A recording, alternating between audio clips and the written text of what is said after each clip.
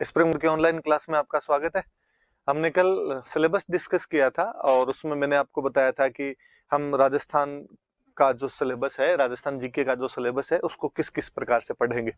मैंने आपको ये भी बताया था कि उसमें हम दो पोर्शन देखेंगे, एक तो राजस्थान की हिस्ट्री वाला पोर्शन देखेंगे और एक राजस्थान के कल्चर वाला पोर्शन देखेंगे।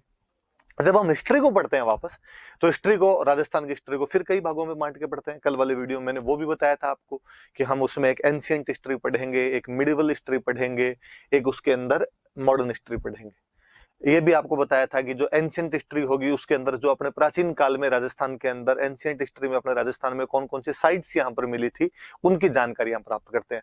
जैसे कालीबंगा हुई, आहड़ थी, अपने यहाँ पे बेराट थी, अपने माध्यमिका से क्या मिला है, नोह से क्या मिला है, रंग महल से क्या मिला है, वो सारी बातें उसके अंतर्गत अपने पढ़ते हैं।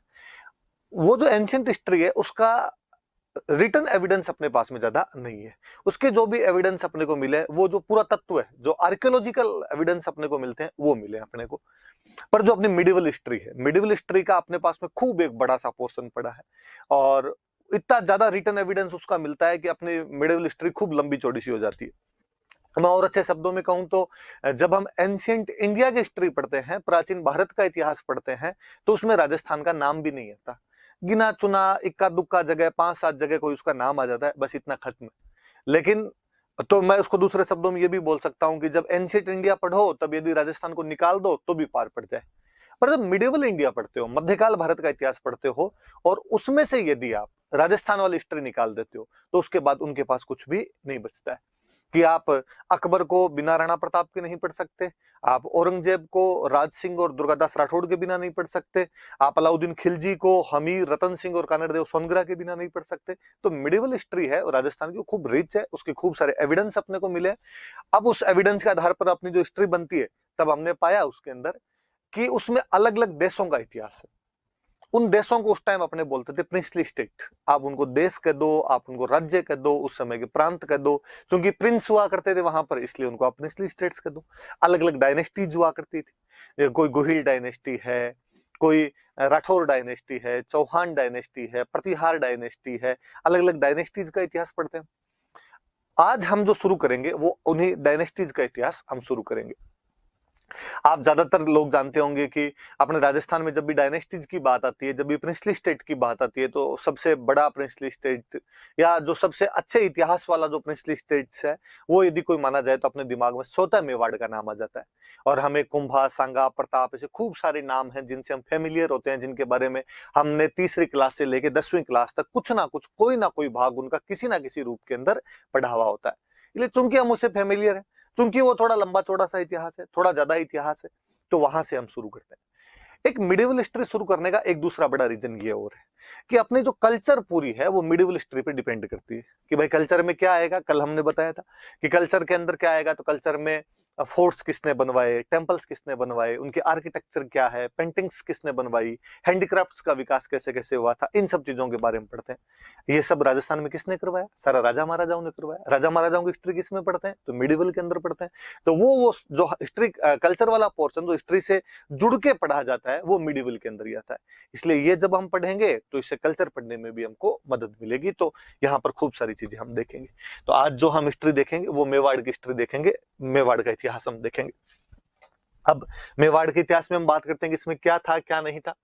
तो मेवाड़ के इतिहास में तो सबसे पहले तो जब कोई एक मैं वर्ड बोलता हूं, कि मैंने एक वर्ड बोला मेवाड़, आपके दिमाग में ऐसा होता है, एक चीज आती है कि मेवाड़ क्या, आखिर राजस्थान का वो कौन सा भूभाग है जिसे हम मेवाड़ कह सकते। सामान्यतः मैं जब आपसे पूछ लूं तो आपके दिमाग में आएगा कि सर चित्तौड़गढ़, चित्तौड़गढ़ का आसपास का जो इलाका था वो मेवाड़ हुआ करता था एग्जैक्टली। और आपको मैं डीप में जाके पूछूंगा नहीं यार और बताओ थोड़ा, तो आप कहोगे सर उदयपुर, उदयपुर वाला और मान लो। आप में से कोई मेवाड़ का होगा तो वो कहेगा नहीं यार हमारे तो राजसमंद भी उसी के अंदर आया करता था, हम भीलवाड़ा को भी उसी के अंदर शामिल कर लेते हैं। फिर कोई कहेगा कि सर जो प्रतापगढ़ है वो तो चित्तौड़गढ़ से टूट के ही तो बना, चित्तौड़गढ़ की कुछ तहसीलें उसके अंदर डाली गई थी, उदयपुर की कुछ तहसीलें डाली गई थी उसके अंदर, तो उसको भी शामिल कर लो। तो हम उसको भी शामिल कर सकते हैं। कुल मिला के जो अपने दक्षिणी राजस्थान के ये कुछ जिले हैं, इनको हम मेवाड़ के अंदर शामिल कर सकते हैं। तो कौन कौन से जिले, तो वो जब जिले देखेंगे तो जो हमने बोले यही जिले, कि आप उसके अंदर चित्तौड़ ले सकते हो, आप उसमें उदयपुर लीजिए, राजसमंद, भीलवाड़ा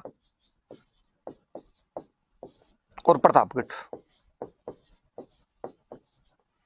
ये वाला जो भूभाग था ये अपने मेवाड़ के अंदर आया करता था। आप आगे देखेंगे भी कि जब तक हमारे मेवाड़ की क्लासेज चलेगी तब तक कोई भी जो स्थान आएगा वो इन जिलों से संबंधित होगा।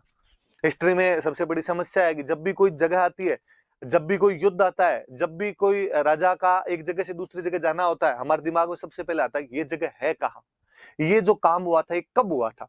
मतलब दो चीजें, एक तो कहाँ वाला और एक कब वाली चीज होती है। तो आप नोटिस करना कि मेवाड़ की जब हम बात करेंगे तो कहाँ की मैं जब भी बात करूंगा कि ये जगह कहाँ पे है, तो या चित्तौड़ में होगी, या उदयपुर में होगी, या राजसमंद में होगी, या भीलवाड़ा में होगी, या प्रतापगढ़ के अंदर होगी। ये मेवाड़ का बड़ा बड़ा सा पोर्शन है। ये बात बताने के पीछे एक लॉजिक और थोड़ा सा ध्यान रखना। जब मेवाड़ बताओ तो अक्सर हम क्या करते हैं कि जो पश्चिमी राजस्थान के लोग होते हैं या जो पूर्वी राजस्थान वाले होते हैं, हम ज्यादातर दक्षिण राजस्थान के बारे में जानते नहीं, या जो दक्षिण वाले हैं वो पूर्व के बारे में थोड़ा कम जानते हैं, सीधी सी बात।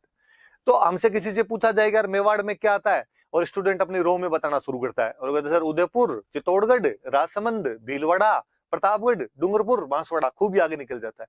बस वो थोड़ा ध्यान रहे कि डूंगरपुर बांसवाड़ा को इसके अंदर शामिल मत करना, ये वाला पोर्शन अलग से अपना। हम जब डूंगरपुर बांसवाड़ा पढ़ेंगे अलग से तो मैं इनके बारे में और बता दूंगा, पर डूंगरपुर बांसवाड़ा वाला जो पोर्शन है, मैं अभी थोड़ी सी बात करूं तो इसको अपने राजस्थान में एक अलग टर्म बोलते हैं, इसको बोलते हैं वागड़। याद रखना, आगे खूब सारा काम आएगा। कई जगह ये क्वेश्चन पूछा जाता है कि वागड़ में कौन कौन से क्षेत्र शामिल होते हैं, तो वागड़ में डूंगरपुर और बांसवाड़ा शामिल होते हैं। हम आगे और पढ़ेंगे कि वागड़ी भाषा कहाँ बोली जाती है, तो जो वागड़ होगा उसी के अंदर वागड़ी भाषा होगी। तो वागड़ी भाषा कहाँ होगी, तो डूंगरपुर बांसवाड़ा के अंदर होगी। अब जब आप ज्योग्राफी राजस्थान की और पढ़ लोगे या राजस्थान का जब मैप देखोगे तो आप वापस नोटिस करोगे कि ये डूंगरपुर बांसवाड़ा किसके पास में लगता है, तो उधर गुजरात के पास में लगता है। अब कोई आपसे पूछ ले कि राजस्थान की कौन सी बोली पे, राजस्थान की कौन सी डायलेक्ट ऐसी है जिसपे गुजराती इन्फ्लुएंस दिखाई देता है, तो गुजराती इन्फ्लुएंस किस पे दिखाई देगा, तो जो गुजरात के नजदीक है, गुजरात के नजदीक क्या, वागड़, तो वागड़ी पे दिखाई देगा अपने आप में। तो खूब सारी चीजें एक दूसरे से रिलेट होकर पढ़ी जाती है। कहने का मतलब इतना है कि डूंगरपुर बांसवाड़ा वाला क्षेत्र अलग से वागड़ है, बाकी जो अपने दक्षिणी राजस्थान वाले जिले हैं, ये जो बेसिकली मैंने 5 जिले बताए, इनको आप किसके अंदर मान सकते हो, तो इनको आप मेवाड़ के अंदर मान सकते हो। हालांकि प्रतापगढ़ के अंदर बांसवाड़ा की भी कुछ तहसीलें जो थी वो इसमें शामिल की गई थी, फिर भी बड़े बड़े तौर पर प्रतापगढ़ का जो हिस्सा है वो सामान्यतः मेवाड़ का पार्ट माना जाता था। तो ये थोड़ा ध्यान रखना है, लिखा हुआ है कि ज्योग्राफिकल एक्सपांशन कि राजस्थान का कौन कौन सा एरिया इसके अंदर शामिल होता है। हम और इसको बाकायदा मैप से देख लेते हैं कि कौन सा एरिया शामिल होता है। तो हम जब मैप से भी इसको देखेंगे तो आप ये देख सकते हो, लिखा हुआ है farmer princely state of Mewar, कि मेवाड़ के प्रिंसली स्टेट में क्या क्या शामिल होता था, देख लो आप। इधर लिखा हुआ है आपके भीलवाड़ा, भीलवाड़ा लिखा हुआ है, ये आपका राजसमंद, ये आपका उदयपुर, और ये चित्तौड़गढ़, और ये प्रतापगढ़, ये वाला इलाका। आप और देखेंगे इंडिया का मैप था, इंडिया में से राजस्थान, राजस्थान में से यहां से ये मैप उठाया हुआ, इसका मतलब दक्षिण की बात कर रहा है। तो ये दक्षिण का राजस्थान, भारत, भारत के अंदर अपना राजस्थान, राजस्थान में दक्षिण का राजस्थान, दक्षिण के राजस्थान की ये बेसिकली जो 5 डिस्ट्रिक्ट है, इनको हम किसके अंदर शामिल कर सकते हैं, तो मेवाड़ के अंदर शामिल कर सकते हैं। तो ये थोड़ी सी बातें ध्यान रखना। कोई सिंपल पूछे कि मेवाड़ कहाँ कहाँ पर है, नहीं भी पूछे तो भी अपने को पता रहे। और फिर मैं एक और बात बताऊं, राजस्थान जीके एक ऐसा सब्जेक्ट है जो अक्सर कई सब्जेक्ट में आप यूं पढ़ोगे ये तो यार प्री में आता है, मेंस में नहीं आएगा, या ये मेंस में आता है, प्री में नहीं आएगा। ये एक ऐसा सब्जेक्ट है जो आपके प्री में आता है, मेंस में आता है, इंटरव्यू तक पीछा नहीं छोड़ता। और इंटरव्यू में तो सबसे अधिक पूछा ही जाता है। रीजन भी है उसका, अपने आरपीसी के अंदर जो भी कोई मेंबर बैठेगा वो आपसे चाहेगा कि आप राजस्थान के भूभाग से तो कम से कम परिचित हो, या पूरे राजस्थान से नहीं तो कम से कम आप जिस क्षेत्र से बिलोंग करते हो उससे तो परिचित हो। और क्योंकि मेवाड़ अपने राजस्थान के अंदर हिस्टोरिकली ज्यादा रिच रहा है, इसलिए मेवाड़ की हिस्ट्री ज्यादा पूछी जाती है। इसलिए कोई उठा के आपसे वहां से मेवाड़ की क्वेश्चन पूछ लेगा, मेवाड़ का क्षेत्र पूछ लेगा, उसका ज्योग्राफिकल एक्सपांशन पूछ लेगा, ये क्षेत्र कौन से आते थे, कौन से नहीं आते थे, ये पूछ लेगा। तो सारी बातें अपने को पता होनी चाहिए, मैंने बता दिया आपको इसकी। चलिए इसमें आगे बढ़ते हैं अपने। इसमें जब आगे अपने बढ़ेंगे तो आगे इसके अंदर लिखा हुआ था कि मेवाड़ के प्राचीन नाम, एंशिएंट नेम्स ऑफ मेवाड़।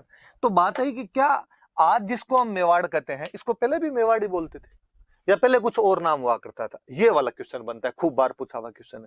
तो कहा कि नहीं साहब, पहले इसको मेवाड़ नहीं बोलते थे, तो क्या कहते थे कि पहले इसका नाम हुआ करता था मेदपाट। मेदपाट नाम था इसका, और मेदपाट का अपभ्रंश होते होते धीरे धीरे मेवाड़ बन गया। तो कहा भाई मेद पाठ कैसे पड़ा? अब फिर इसमें खूब सारी अलग अलग थ्योरी है।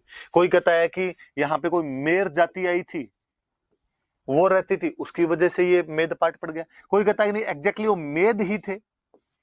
कोई कहता है कि नहीं वो मेव थे,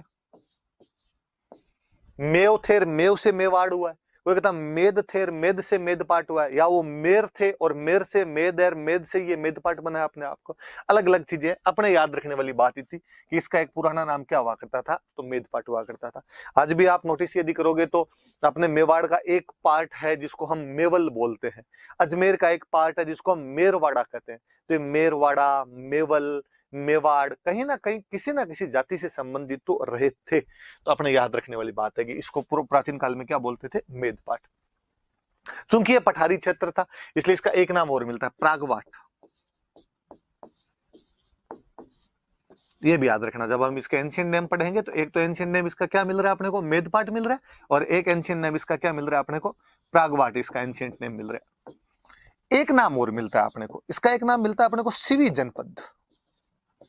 मैं जब आगे हम एंशिएंट राजस्थान पढ़ेंगे तब इसके बारे में और खूब सारी बातें पढ़ेंगे एंशिएंट राजस्थान में, और तब हम देखेंगे कि इसको सिवी जनपद क्यों कहते थे। ऐसा कहते हैं कि सिकंदर का जब आक्रमण हुआ था उस समय जो पंजाब में कई जनजातियां थी, जैसे एक जनजाति थी सिवी, एक जनजाति थी मालव, एक जनजाति थी योद्धे।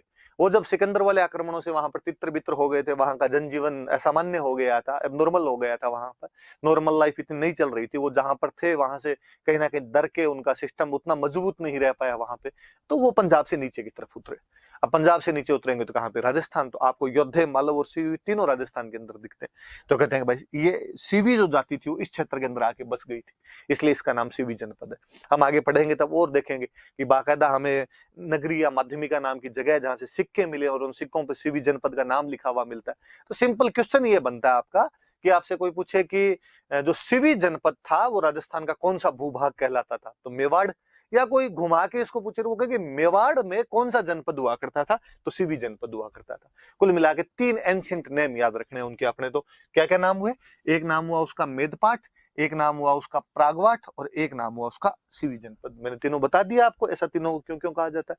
तो ये सामान्य मेवाड़ के बारे में जानकारी, मेवाड़ कहां कहां पर है और मेवाड़ के पुराने नाम क्या क्या हुआ करते थे, हमने मैप के अंदर भी इसको देख लिया। अब इसके बाद आगे बढ़ते हैं अपने। अब और आगे क्या जानकारी है अपने पास में, इसके बाद में अपने पास जो अगली जानकारी है, अगला ये आया कि गुहिल वंश, गुहिल डायनेस्टी। कि डायनेस्टी करने का मतलब, वंश करने का मतलब हुआ कि मैंने कहा कि रियासत, रियासत का मतलब राजा, तो राजा का कोई ना कोई एक डायनेस्टी होती है, कोई ना कोई एक वंश होता है। तो कौन से वंश के थे, कौन सी डायनेस्टी के थे, तो फिर किसी ने कहा कि जो मेवाड़ वाले राजा थे वो गुहिल वंश के थे, गुहिल वंश के लोग हुआ करते थे। तो एक तो सिंपल सी ये क्वेश्चन बन गया अपने आप में कि गुहिल वंश का राजस्थान में अधिकार कहां पे था, तो हम कह देंगे मेवाड़ में था। या कोई पूछे मेवाड़ में कौन से राजवंश का शासन था, तो हम कहेंगे गुहिल डायनेस्टी थी। पर फिर इसके बारे में बात है, ये कौन थे गुहिल, कहां से आए थे, खूब सारी थ्योरीज, खूब सारी कहानियां, इतिहास अपने आप में कहानियों का विषय है। खूब इतिहासकार अपने अपने तरीके से दिमाग लगाते हैं, वो अलग अलग बातें बताते हैं। हम अक्सर कंपटीशन की तैयारी करने वाले जो होते हैं वो उसमें से निचोड़ सा निकालते हैं और उस निचोड़ को निकाल के पढ़ लेते हैं। हालांकि उसके पीछे की एक माथापच्ची बहुत बड़ी होती है, खूब अलग अलग सी थ्योरियां होती है। जैसे गुहिल के बारे में जेम्स टोड जो एक थ्योरी दे के गया, जेम्स टोड एक थ्योरी दी, और जेम्स टोड ने कहा कि गुजरात के अंदर एक जगह पड़ती थी वल्लभी, और वल्लभी में कोई राजा हुआ करते थे शिलादित्य। शिलादित्य नाम करके राजा हुआ करते थे, और उन शिलादित्य की एक रानी हुआ करती थी, उन रानी का नाम था पुष्पावती। कहते हैं कि पुष्पावती एक बार मेवाड़ साइड के अंदर माँ अंबा की पूजा के लिए यहाँ पर आए हुए थे, और जब पुष्पावती यहाँ से वापस जा रहे थे तब रास्ते के अंदर उनको एक ब्राह्मण मिला और उसने कहा कि आप वापस वल्लभी मत जाना, आपके राज्य पर, आपके पति के राज्य पर दुश्मनों ने आक्रमण कर दिया है, आपके पतिदेव उसके अंदर हार गए, और जो वो लड़ते हुए वीरगति को प्राप्त हो गए, उनकी जो अन्य रानियां थी वो उनके साथ में सती हो गई है, अब केवल आप ही बचे हो। रानी ने कहा कि जब मेरे पति वीरगति को प्राप्त हो गए, अन्य रानियां सती हो गई, तो फिर मैं क्यों रहूं, मुझे भी उनके साथ में सती हो जाना चाहिए। पर कहते हैं वो उस समय प्रेग्नेंट थे, और प्रेग्नेंट महिलाओं के लिए कहा जाता है कि उनको सती नहीं किया जाता। तो उन्होंने कहा कि नहीं, आपके तो घर में बच्चा है और आपको इस प्रकार से सती नहीं किया जा सकता, इसलिए आपको रुकना पड़ेगा। तो कहते हैं कि बाद में उन्होंने बच्चे को जन्म दिया, और बच्चे को जन्म देने के बाद में उन ब्राह्मणों को उन्होंने बच्चा सौंप दिया। कहते हैं विजयादित्य नाम करके कोई ब्राह्मण था, उसको सौंप दिया, उसका आगे तुम इसका पालन पोषण करना। उसके बाद में वो सती हो गए थे। और चूंकि डर लगा उन ब्राह्मणों को भी कि कहीं दुश्मन आके इस बच्चे को भी नहीं ले जाए, इसलिए कहते हैं कि उसका एक गुफा के अंदर रखा गया, गुफा में उसका पालन पोषण किया गया। अब कहानी आई कि गुफा में रखा गया, इसलिए बच्चे का नाम था गुहादित्य, और गुहादित्य नाम से धीरे धीरे हमने उसको बना दिया गुहिल।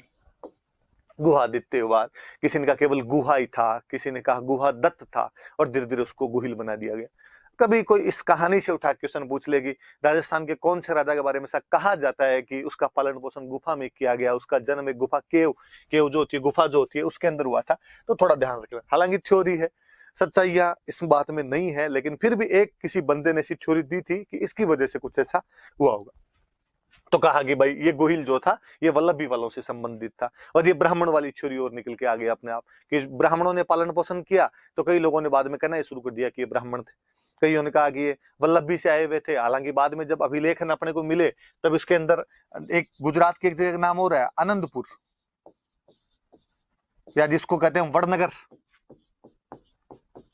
तो कईयों ने कहा कि नहीं साहब ये वहां के नहीं थे, वल्लभी के नहीं थे, ये आनंदपुर के वड़नगर के थे। तो ये भी इनके बारे में एक थ्योरी दी जाती है कि ये वहां से आए होंगे। अबुल फजल एक नई थ्योरी देता है। अबुल फजल कहता है कि नहीं, ये जो गुहिल थे ये तो ईरान का एक राजा हुआ था, नौशेरवां खां, और वो जो नौशेरवां खां आदिल नाम का एक राजा था और उसके वंश थे। ये वाला थोड़ा अलग सा याद रख लेना, ब्राह्मण वाला तो आपके सबके याद ही रहता है कि अब किसने कहा था कि जो गोहिल थे वो ईरान के राजा नौशेरवां खां आदिल के वंशज थे, उसके डिसेंडेंट थे। तो ऐसा कहने वाला जो आदमी था अबुल फजल, नाम सुना होगा आपने, अकबर के दरबार का एक मुख्य इतिहासकार था अबुल फजल, उसने ऐसा कहा था। तो ये तो इसके नाम के पीछे की ऐसी कहानियां हैं कि अलग अलग लोगों ने छोड़ी दी। तो ये थोड़ा सा याद रखने वाली बात है। तो गुफा वाली बात याद रखने वाली, एक ये वल्लभी जमस्टोड वाला कि वो वल्लभी के राजा शिलादित्य और पुष्पावती का बेटा माना जाता है।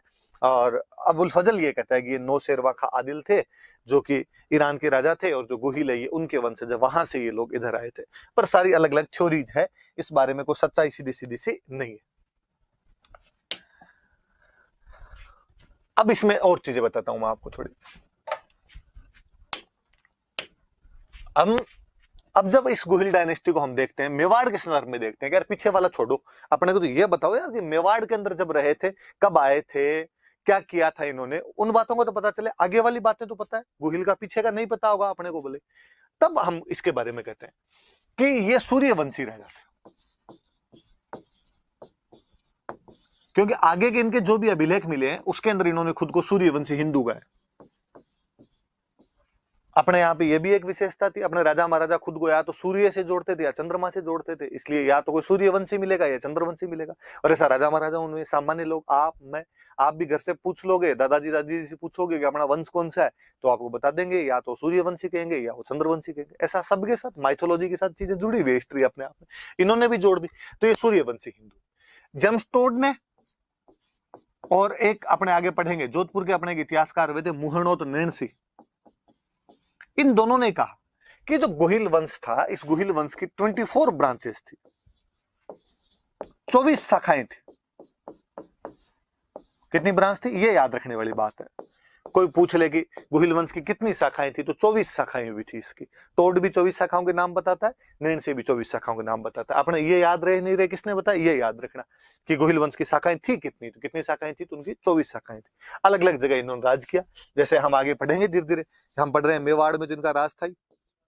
मैं आगे बताऊंगा आपको वागड़, मैंने अभी बताया था वागड़ में क्या आता है, डूंगरपुर बांसवाड़ा, इसके अंदर भी इनका राज रहा था।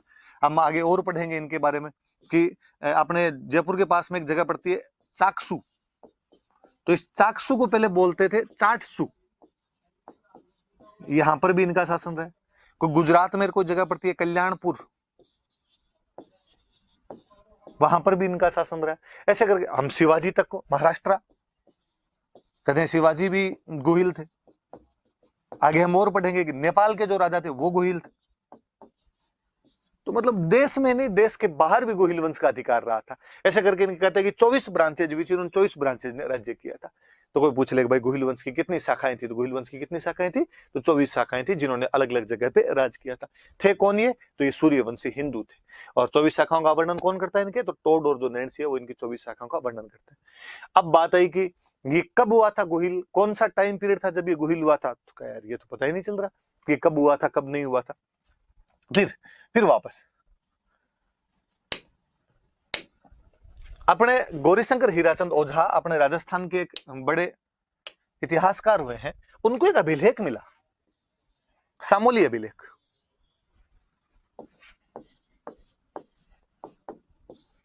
सिक्स 46 एडी का एक अभिलेख मिलता है सामोली, उदयपुर के अंदर जगह पड़ती है।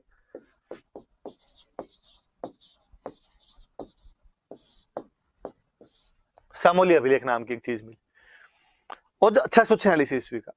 ओझा जी ने कहा कि जब उसको पढ़ा तो पता चला कि वो किसी शिलादित्य नाम के राजा का है। शिलादित्य कौन था, का शिलादित्य गोहिल का 5वां वंशज था। कि गोहिल हुआ, गोहिल के बाद में जो राजा हुआ वो राजा हो गया भोज, भोज के बाद में जो राजा हुआ वो राजा था महेंद्र, महेंद्र के बाद में जो राजा हुआ वो था नाग, और नाग के बाद में जो 5वां राजा हुआ था वो था शिलादित्य। और शिलादित्य का सन कौन सा ठहर रहा है, का 646, ये इसके अंदर हुआ था। अब फिर इतिहासकारों का अपने अपने हिसाब से वो बातें करते हैं, और वो कहते हैं कि यदि 5वें वाला 646 में था तो एक राजा ने कम से कम 20 साल तो शासन किया होगा, तो इनके 20-20 साल पीछे घटा लो, तो ये 20-20 साल घटाने शुरू किए। तो कहा नाग का शासन क्या रहा होगा अपने आप में, तो कहा इसका 626 के आसपास रहा होगा। महेंद्र में गए, इसका क्या रहा होगा, कहा 606 के आसपास में रहा होगा। भोज में गए, इसका क्या रहा होगा, तो कहा 586 586 रहा होगा। तो गोहिल में गए कि क्या रहा होगा, तो कहा 566 566 ईस्वी के अंदर इसका रहा होगा। तब से हमारे एक वो सिस्टम बन गया, हम पढ़ते हैं कि गोहिल वंश की स्थापना कब हुई, तो हम कह देते हैं कि 566 ईस्वी के अंदर हुई। ये तो याद रखना ही है, अब दिमाग में रखना, पूछे भले ही नहीं पूछे, पर आपको कोई पूछ लेगा तेरे क्या पता 566 के अंदर ही था, तू कैसे बता सकता है। तब अपने कहना भाई साहब सामोली वाला जो अभिलेख है वो किसी शिलादित्य नाम के राजा का है, और वो जो शिलादित्य है वो गोहिल का 5वां वंशज है। वो यदि 646 में, और एक राजा का टाइम पीरियड यदि 20 साल मान लिया जाए, तो पीछे पीछे जब हम जाएंगे तो गोहिल का जो टाइम पीरियड होगा वो 566 ईस्वी आएगा। हालांकि ओझा जी ने इससे एक बात और की, ओझा जी ने कहा कि वो टोड वाली जो थ्योरी वो झूठी है। वो जो कहता है वल्लभी का राजा था शिलादित्य, कोई वल्लभी में ऐसा शिलादित्य नाम का उस टाइम में राजा ही नहीं था, और शिलादित्य नाम का जो राजा हुआ वो वास्तव में गोहिल की 5वीं पीढ़ी के अंदर जाके हुआ। पर इन गोहिलों का पहला कोई अभिलेख मिला है तो शिलादित्य का ही मिला है, इसलिए शिलादित्य थोड़ा ज्यादा पॉपुलर हुआ। और शिलादित्य पॉपुलर हुआ इसलिए इन लोगों ने शिलादित्य को थोड़ा बड़ा राजा बना के शिलादित्य की पीढ़ी के अंदर गोहिल कर दिया। उनका नहीं साहब, गोहिल पहले हुआ था और गोहिल की पीढ़ी के अंदर शिलादित्य हुआ था। तो ये सामोली अभिलेख, अपने थोड़ी सी बातें याद रखना। पर अब जब सामोली अभिलेख की बात, एक तो ये, तब कोई ये पूछ ले, क्वेश्चन ये बने आपको कि गोहिल डायनेस्टी का टाइम पीरियड डिसाइड करने में कौन से अभिलेख का स्थान है, इंस्क्रिप्शन कौन सा इंस्क्रिप्शन उसमें काम आ सकता है, तो अपने याद रखना कि सामोली अभिलेख का मतलब सिंपल सा, किसी बाटे के ऊपर कुछ लिखवा दिया करते थे तो वो अपने आप में अभिलेख हो जाया करता था। इसी को आप शिलालेख भी कह सकते हो, रॉक एडिक्ट भी कह सकते हो, पत्थर पे लिखा हुआ है तो शिलालेख कह दो आपके, तो ये सामोली अभिलेख। अब चूंकि बात ही आ गई, वैसे तो हम अभिलेख और पढ़ेंगे, अलग से और पढ़ेंगे, जब बात आ गई तो मैं और बता दूंगी इसमें लिखा हुआ क्या। तो इसके अंदर लिखवाने वाले ने लिखा, इस लिखा इस समय धरती पर शिलादित्य नाम का जो राजा है वो रह रहा है।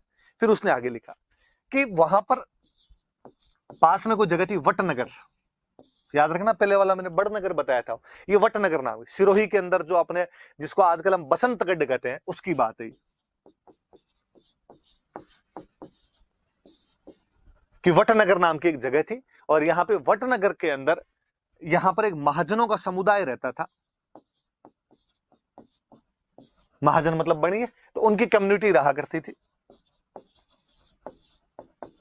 और वो लोग वहां से वटनगर से यहाँ पर आ गए थे, मेवाड़ के अंदर आ गए थे। और मेवाड़ के अंदर आने के बाद ये जो महाजन समुदाय था, इसका जो प्रमुख था, इसका जो चीफ था, इसका जो हेड था, ये तो कोई भी जो ये यूनियंस होती थी इनके जो हेड हुआ करते थे उनको बोलते थे महतर, बड़ा आदमी मतलब महतर। और इसका जो महतर था उसका नाम था जंतक। और कहते उस जंतक नाम के महतर ने अपने महाजन समुदाय जो था उसकी आज्ञा ली, और उसकी आज्ञा लेके यहां पर एक मंदिर बनवाया, अरण्यवासिनी। अब हम कहते हैं अरण्यवासिनी कौन, तो हम कहते हैं आज जिसको हम जावर माता कहते हैं, ये अरण्यवासिनी। तो अरण्यवासिनी देवी के मंदिर की जानकारी या जावर माता के मंदिर की जानकारी कौन सा अभिलेख देता है? तो सामूली अभिलेख देता है। और बताया कि मंदिर बहुत बड़ा था, वो तो इतना बड़ा मंदिर था, इतना प्रसिद्ध मंदिर था कि 18 प्रकार के तो गायक रहते थे, गाने बजाने वाले, कोई ताल मंजीरा झंझर खड़काने वाले कोई लोग थे तो 18 प्रकार के थे। बड़े बड़े धनी लोग इस मंदिर के अंदर आया करते थे, ये बात और बताई। और फिर ये बताया हुआ कि जिस दिन मंदिर की प्रतिष्ठा वगैरह कर रहे थे और उस दिन जनता को लगा यार अपनी जिंदगी का महत्व समाप्त हो गया, जितने काम करने थे कर दिया, माता जी का मंदिर बनवा दिया, अब ये दुनिया ये महफिल अपने काम की नहीं है। और कहते हैं कि उसने एक देवबुक नाम के स्थान पर, अब ये स्थान एग्जैक्टली कौन सा है भगवान जाने, वो अभिलेख में क्या बताना चाह रहे हैं, और वहां पर उसने अग्नि में स्नान कर लिया, अग्नि में प्रवेश कर लिया, अग्नि जलाई, चिता जलाई और उसके अंदर बैठ गए, जिसको आजकल अपने कहते हैं सती। तो सती प्रथा में तो क्या है कि पति की डेथ हो गई, उसके बाद पत्नी उसके साथ में जाकर बैठ जाती है। यहाँ पर तो व्यक्ति खुद ही उसको अंतिम समय में जाके लग रहा है कि यार बस अब खूब जी लिया, अब क्या करना है आगे जी के, और आदमी एक तरीके से सत्ता हो जाता है इसके अंदर। तो कहते हैं कि भाई इससे ये भी पता चलता है उस समय लोग ऐसे अंतिम समय में मृत्यु का वर्ण कर लिया करते थे, खुद ही मृत्यु को चुन लिया करते थे, चुनाव कर लिया करते थे मृत्यु को। तो जनतक महत्तर के बारे में ये भी बात है। तो सामूली अभिलेख की बात आई तो मैंने 4 बात बता दी, याद रख लें। क्या क्या बात बताती है? तो वटनगर से आया हुआ एक महाजन समुदाय है, महाजन कम्युनिटी है, उनका जो हेड चीफ है उसका नाम जनतक है, और जनतक ने इन सब की आज्ञा लेके एक मंदिर बनवाया, अरण्यवासिनी देवी का मंदिर, वो जावरवाता का मंदिर है। और फिर उसने इस मंदिर की प्रतिष्ठा के बाद में देवबुक के नाम के स्थान पर अग्नि जलाई, और अग्नि के अंदर खुद उसके अंदर प्रवेश कर जाता है, मतलब खुद अपना जीवन है वो समाप्त कर लेता है। इस मंदिर के बारे में कि बड़ा मंदिर था, धनी लोग आया करते थे, 18 प्रकार के गायक इसके अंदर रहा करते थे। अब देखो अभिलेख अपने आप में कई बातें और बताता है। ये वाला जो इलाका है ये भीलों का क्षेत्र है। शिलादित्य के बारे में बताया कि शिलादित्य वहां पर राज कर रहा है, इसका मतलब वहां के जो भील वगैरह थे उन पे शासन करना शिलादित्य ने शुरू कर दिया था। इसका मतलब उन लोगों के साथ अब इन मेवाड़ वालों का कनेक्शन बैठ गया। गुहिल की बाद 5वीं पीढ़ी यहाँ पर रहते रहते उनका कनेक्शन यहाँ पर स्थापित हो गया होगा, ये भी हमें जानकारी मिलती है। उसके अंदर और लिखा हुआ है कि वो जब लोग यहाँ पर आए तो उन्होंने जीवन रूपी अगर उत्पन्न किया। कि अगर क्या होता है तो कहते खान, माइंस वगैरह उन्होंने यहाँ पे खोदनी शुरू कर दी थी। क्या मिला क्या नहीं मिला वो तो नहीं, पर वो खनन उद्योग जो माइंस इंडस्ट्री है उसके बारे में जरूर जानकारी। और हम आगे देखेंगे कि हम आगे पढ़ेंगे कि जावर जो है यहाँ पर अपने खनिजों की बाद में अपने को बातें मिलेगी कि यार यहाँ पर खनिज वगैरह मिलने लग गए थे। तो जो माइंस इंडस्ट्री है उसकी भी कहीं ना कहीं कोई जानकारी दे रहा है। तो सामूली अभिलेख आगे जब बात आएगी तो वापस बता दूंगा। तो याद रखना सामूली अभिलेख खुद तो कब का है? 646 का। सबसे महत्वपूर्ण यूज तो इसका क्या है, इंपॉर्टेंट यूज क्या है? तो ये गुहिल डायनेस्टी का जो काल क्रम है, उनका जो टाइम पीरियड है वो डिसाइड करता है। कैसे डिसाइड करता है मैंने बता दिया। तो गुहिल डायनेस्टी का टाइम पीरियड क्या निकल के आया? तो 566 ईस्वी निकल के आया। वैसे अभिलेख क्या कहता है? तो कहता है वटनगर से एक महाजन समुदाय आया, उनका मुखिया जनतक है, जनतक ने यहाँ पे अरण्यवासिनी देवी का मंदिर बनवाया जिसको आजकल अपने जावर माता कहते हैं। बड़ी बड़ी सी बातें। और फिर उसने देवबुक नाम के स्थान पर अग्नि में प्रवेश कर लिया था। ये वाली सारी बातें।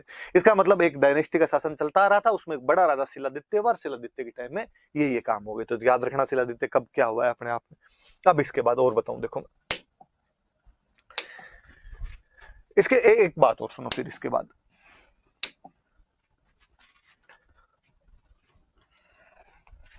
हम जब ये पढ़ रहे थे, इसके गोहिल के बारे में पढ़ते हैं, तो एक बात और सुनिए आप। अब इतने सालों से अपना ये थ्योरी चलती है कि भाई 566 के अंदर 566 में गुहिल आ गया था।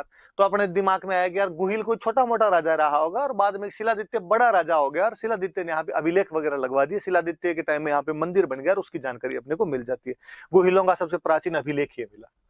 दिक्कत तब हुई कि 1869 में आगरा के पास, आगरा के पास में कोई जगह से गुहिल के 2000 चांदी के सिक्के मिले, सिल्वर कॉइन्स मिले, जिनके अंदर श्री गुहिल लिखा हुआ है। तो लोगों ने कहा यार तुम कहते हो कि गुहिल का जन्म गुफा के अंदर हुआ था और यूं ही कहीं से लेके आ गए थे, और तो ये चांदी के सिक्के किसी राजा के मिलने, इसका मतलब राजा ने कॉइनेज सिस्टम भी शुरू कर दिया है, मुद्रा प्रणाली शुरू कर दी है, और ये बड़े राजा के हो सकते हैं। और आगरा में और मिले, इसका मतलब पहले कभी ना कभी उस क्षेत्र के अंदर इनका कुछ ना कुछ रहा है। हो सकता है वहां से माइग्रेट होके आए हो।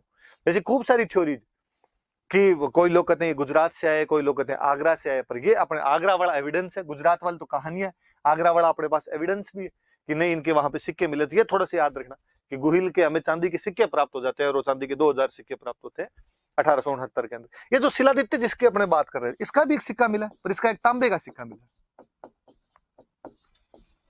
इसका भी अपने को सिक्का मिल जाता है। तो ये गोहिल वाली थोड़ी अलग सी बात है, नई सी बात है, थोड़ी आप याद रख लेना कि श्री गोहिल लिखे हुए।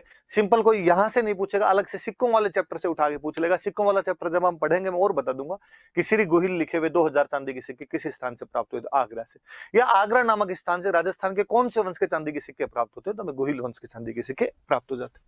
चलिए इसके बाद आगे देखते हैं। पर इस वंश का जो एक बड़ा राजा जिसको हम माने, वो यदि कोई हुआ है जिसके बारे में हम जानते हैं, तो वो राजा था बप्पा रावल। बप्पा रावल नाम करके कोई बंदा हुआ, और ये इस वंश का एक बड़ा राजा है।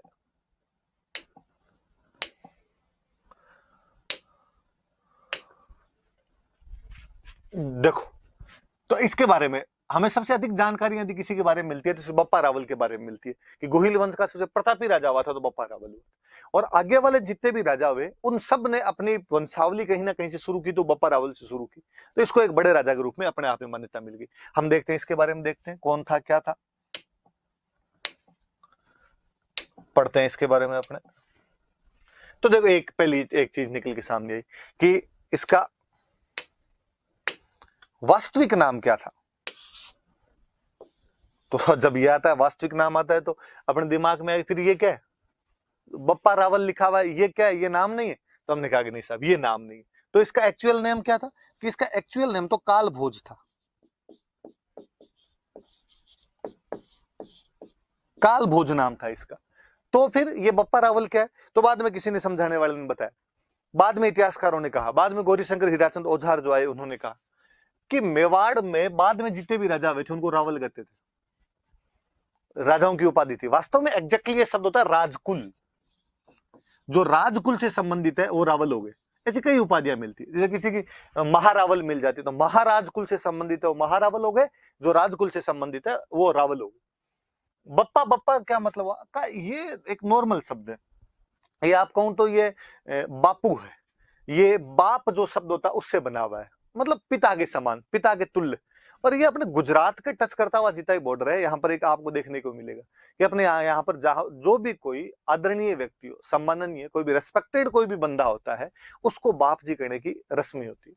अक्सर मेवाड़ साइड में आज भी किसी मंदिर में जाके आते हैं तो भगवान के लिए बाप जी शब्द का इस्तेमाल करते हैं, और वहां कभी यूं नहीं कहते भाई हम मंदिर जाके आए या देवता के जाके, बाबू जी के जाके आए थे, बाप जी के जाके आए थे। आप और नोटिस करना कभी कि महात्मा गांधी को बापू कहते हैं, तो महात्मा गांधी को बापू इसलिए नहीं कहते कि डोकरे थे।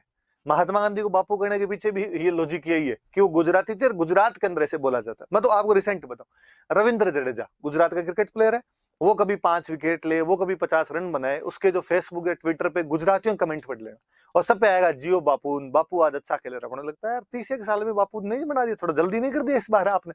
पर वहां है ऐसी, वहां थ्योरी है कि वहां इनको बाप जी या बापू ही कहा जाता है। हम आगे और पढ़ेंगे कि मोतीलाल तेजावत उधर मेवाड़ साइड के बड़े नेता हुए, हम कहेंगे उनको बाबूजी कहा जाता है। तो वहां बापा, बाप, बापू ये सब शब्द इस्तेमाल किए जाते थे। तो किसी सम्माननीय आदमी के लिए ऐसा कहना शुरू कर दिया। राजा को, अब राजा से ज्यादा सम्माननीय कौन, राजा के लिए कहा ही जाता था। राजा अपने आप में भगवान का रूप है, तो कहा भाई जो राजा वो बाप जी, और राजा को रावल बोलते थे तो कहा बाप जी रावल है, बाप जी रावल है, बाप जी रावल है। तो यूं करते करते धीरे धीरे उन्होंने बप्पा रावल बना दिया, तो कहा उसका नाम तो कालभोज था। अब ये वाली थ्योरी भी कि इसके अंदर बप्पा रावल इसका नाम नहीं है, इसका नाम तो काल भोज था, बप्पा रावल इसकी उपाधि है, बप्पा इसकी उपाधि है, रावल राजा को कहते थे। अब इसमें भी खूब सारे लोगों ने अलग अलग कहा। जेम्स टोड जब हिस्ट्री लिख रहा था तो जेम्स टोड ने कहा भाई साहब ये शिलादित्य, इसकी उपाधि बप्पा है, शिलादित्य की उपाधि उन्होंने बप्पा बता दी। कवि राजा श्यामल दास जी, श्यामल दास जी का याद रखना, जेम्स टोड का तो आपने नाम सुना हुआ था, हमने कल वाली क्लास के अंदर भी पढ़ा था इनके बारे में। श्यामल दास जी अपने मेवाड़ के एक बहुत अच्छे हिस्टोरियन है, कवि राजा श्यामल दास जी कहा जाता है। एक बहुत अच्छी बुक लिखी है इन्होंने, आगे आगे और जिक्र आएगा तो और बताऊंगा। वीर विनोद नाम की बुक है। अंग्रेजों के टाइम के अंदर, राजाओं के टाइम में जब अंग्रेज आ गए थे, राजाओं के शासन दिया थे, उस टाइम में सज्जन सिंह, शंभू सिंह अपने मेवाड़ में राजा थे, उनके समकालीन ये श्यामल दास जी अच्छी किताब लिखी वीर विनोद, मेवाड़ की हिस्ट्री। और वीर विनोद के अंदर ये कहते हैं कि बप्पा नाम नहीं है, बप्पा एक टाइटल है। तो टाइटल किसका, तो इनका ये शिलादित्य का एक पोता हुआ महेंद्र, ये उसका टाइटल है। पर बाद में गौरीशंकर हीराचंद ओझा ने जब वास्तव में हिस्ट्री पर रिसर्च करना शुरू किया, रिसर्च करके हिस्ट्री लिखी, तो उन्होंने कहा नहीं, मेवाड़ में भई भाट जीते हुए उनकी ख्यात देख लो, राज प्रशस्ति देख लो, नैणसी वाली ख्यात देख लो, उनके अंदर सब में एक नाम मिलता है कि बप्पा का जो बेटा था उसका नाम है खुमाण का। ठीक, फिर इससे क्या मिलेगा?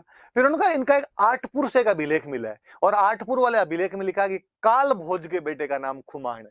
इसका मतलब बप्पा के बेटे का नाम खुमाण, काल भोज के बेटे का नाम खुमाण। इसका मतलब बप्पा और काल भोज एक ही व्यक्ति है, और बप्पा और काल भोज एक ही व्यक्ति तो यही है, और इसी का नाम बप्पा रावल है, इसी का नाम काल भोज है। तो याद रखना कि बप्पा रावल का एक और नाम था, दूसरा जो उसका नाम था वो नाम क्या था? काल भोज नाम था। कोई ये पूछे कि किसने ये कहा कि बप्पा एक नाम नहीं है, बप्पा एक उपाधि है, तो ये श्यामल दास जी ने कहा था सबसे पहले।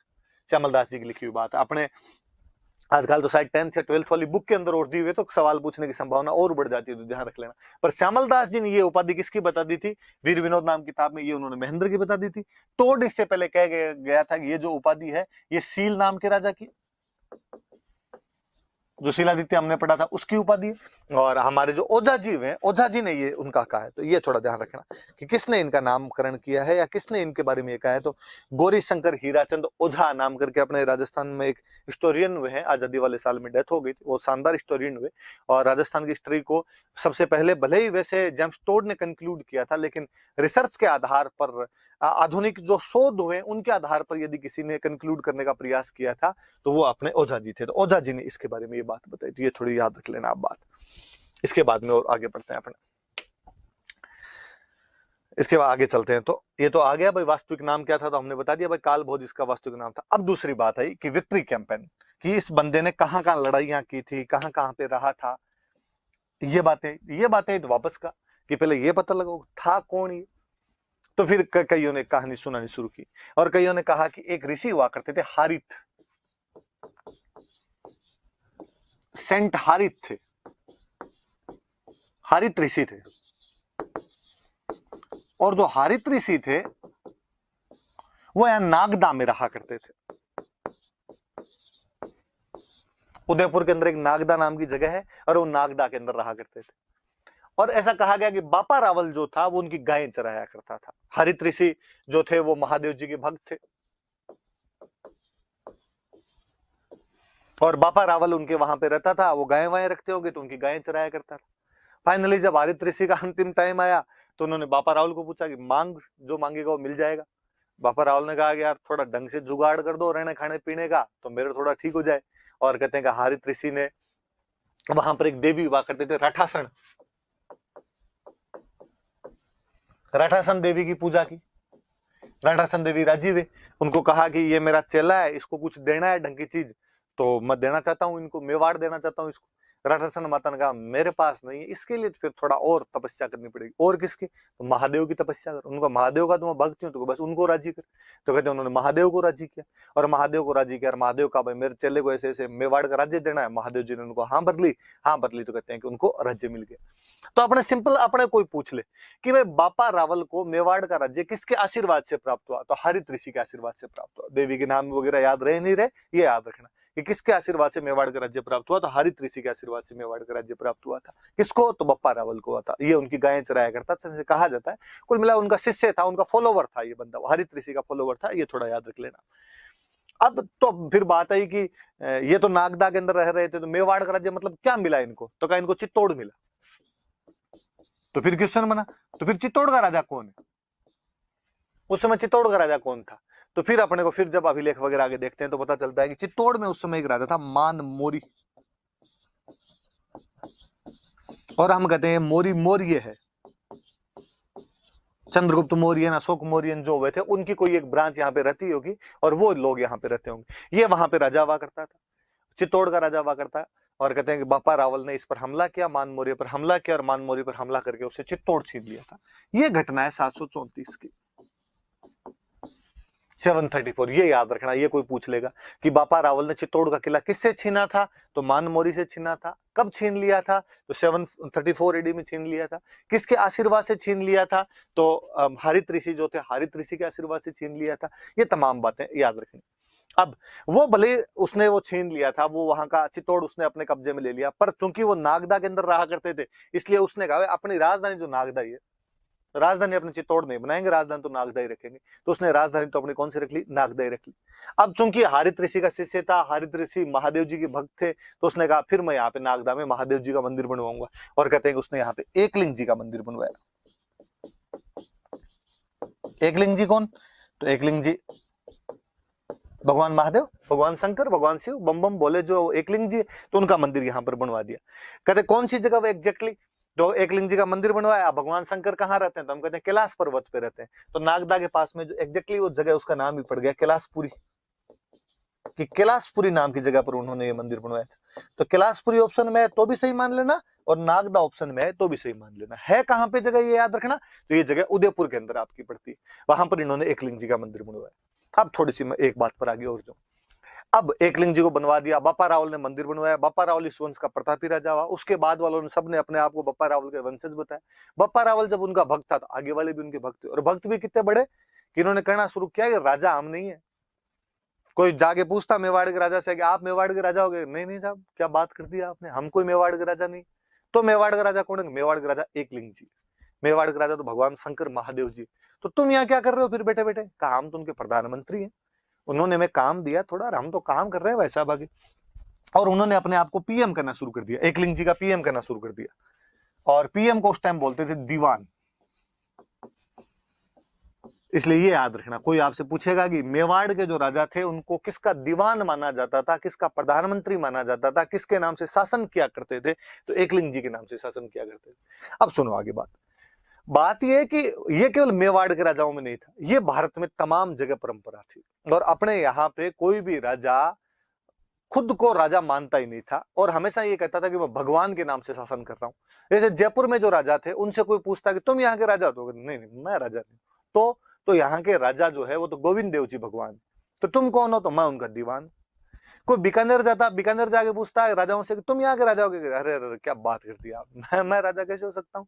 तो राजा कौन है, तो राजा तो यहाँ के लक्ष्मीनाथ जी है। तो तुम कौन हो, तो मैं तो इनका दीवान। तो अपने यहाँ पे राजा हमेशा खुद को भगवान के अंतर्गत काम करने वाला, उनके मातहत काम करने वाला, उनके अंडर काम करने वाला मानते थे, अपने को उनके दीवान कहा करते थे। और दीवान का मतलब एक तरीके से प्रधानमंत्री होता है। अब ये जो बात है इसको बोलते हैं राजत्व का देवीय सिद्धांत, डिवाइन थ्योरी ऑफ किंगशिप,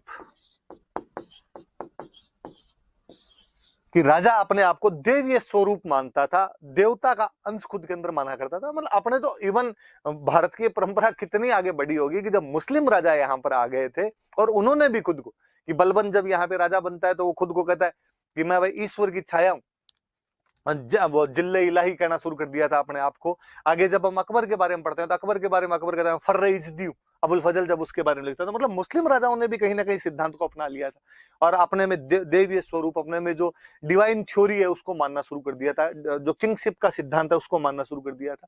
तो ये थोड़ा सा याद रख लेना आप कि ये अपने राजत्व का देवीय सिद्धांत होता है, ये डिवाइन थ्योरी ऑफ किंगशिप होती है, और इसके अंतर्गत जो राजा थे वो खुद को देवताओं का रूप मान लिया करते थे। और ये सही भी है जी। होता क्या है कि पहले कबीले हुआ करते थे, कोई एक कबीला है जिसके अंदर सारे लोग रहते हैं, सब बराबर हैं, और अचानक उनमें से एक शक्ति बटोरता है, शक्ति बटोर राजा बन जाता है। अब जो राजा बनेगा वो टैक्स लेगा। तो टैक्स लेने की जब बारी आई तो उसने जाके अपने साथी भाई बंधु जो अब तक उसके साथ थे उनको जाके कहा कि तुम टैक्स दो, मैं तुम्हारा राजा हूं। बराबर वाले को तो कौन एक्सेप्ट कर ले, अपने से कभी नहीं। अपना कोई अचानक अपना साथी कोई इतना बड़ा बन जाए तो अपने को यूं फील होने लग जाता है कि यार तो इतना बड़ा आदमी थोड़े हो गए, और बराबर वाले उसको मानते नहीं तो कोई टैक्स नहीं दे। तो ये लोगों ने थ्योरी निकाली हुई थी कि जो यूं थोड़ा बड़ा आदमी बनता है वो बाद में अपने साथ वालों को जाग करता है। जैसे बापा रावल बना होगा तो बापा रावल ने जाग कहा होगा कि देखो भाई, वैसे तो मैं तुम्हारा साथी हूँ, मैं तुम्हारे साथ रहने वाला हूँ, पर हुआ क्या कि रात मेरे सपने में भगवान शिव जी आए, और भगवान शिव जी ने कहा कि देख बापा रावल, मत हो गया आजकल बूढ़ा यार, पार पड़ती नहीं, और पूरा संसार मुझे देखना पड़ता है, ठेठ ऑस्ट्रेलिया न्यूजीलैंड ही मैं जाके देखूं, इधर कोई युगांडा रवांडा तवांडा ही मुझे देखने पड़े। तो कम से कम यार ये मेवाड़ वाला इतना सा पोर्शन तो तू देख ले, तू मेरा भक्त है, यहाँ से तो टैक्स ले लिया कर। मैंने कहा भगवान मैं कौन होता हूँ लेने वाला। तो उन्होंने कहा कि तू तो इन लोगों से जाके टैक्स मांग ले। पर मैंने कहा ये नहीं देंगे तो कहा फिर मैं अपने आप देख लूँ। तो देख लो भाई लोगों, यदि तुम टैक्स दे रहे हो तो ठीक, नहीं दो तो तुम जानो ना महादेव जी जाने, बाकी मैं तो केवल ये टैक्स महादेव जी की तरफ से मांगने के लिए। जनता ही थोड़ी भोली हुआ करती थी उस टाइम, और जनता ने कह दिया जब साहब महादेव जी खुद इसके सपने में आ गए, खुद वो ही कह गए देने के लिए, फिर अपने देने में क्या हर्ज है। और वो लोग टैक्स वगैरह इजीली दे दिया करते थे। और धीरे धीरे थ्योरी बन गई कि राजा को देवीय रूप माना जाने लगा, ताकि लोगों का उसमें विश्वास जमा रहे, लोगों को लगे कि इस पे कोई संकट आएगा, इसका मतलब राज्य पे संकट आएगा, राज्य पे संकट आएगा तो वो जो देवता है जिसके नाम से शासन करता है वो हमारी रक्षा कर देगा। तो ये बात याद रखना, कोई इंटरव्यू वगैरह में भी पूछ ले, मेंस में भी पूछ ले, प्रीलिम्स के अंदर कोई पूछ ले, सारी बातें याद होनी चाहिए कि वो अपने को किसका दीवान मानता था, तो एकलिंग जी का दीवान मानता था। और उसने मंदिर कहाँ पे बनवाया, तो आप नागदा का दो, कैलाशपुरी का दो, किसका मंदिर बनवाया, तो एकलिंग जी। और थोड़ी सी याद रखना, ये एक संप्रदाय चलता है, अपने आगे संप्रदाय पढ़ेंगे तब और पढ़ लेंगे। लकुलिस, लकुलिस संप्रदाय का मंदिर है,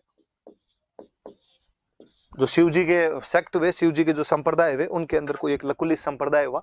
तो उन लकुलिस संप्रदाय का जो पुजारी था वो हरित ऋषि हुआ करते थे। हरित ऋषि लकुलिस संप्रदाय वाले महादेव जी को मानते थे। क्योंकि बापा रावल उनका शिष्य था, उनका फॉलोवर था, इसलिए बापा रावल ने भी उनका एकलिंग जी का यहाँ पे मंदिर बनवा दिया था।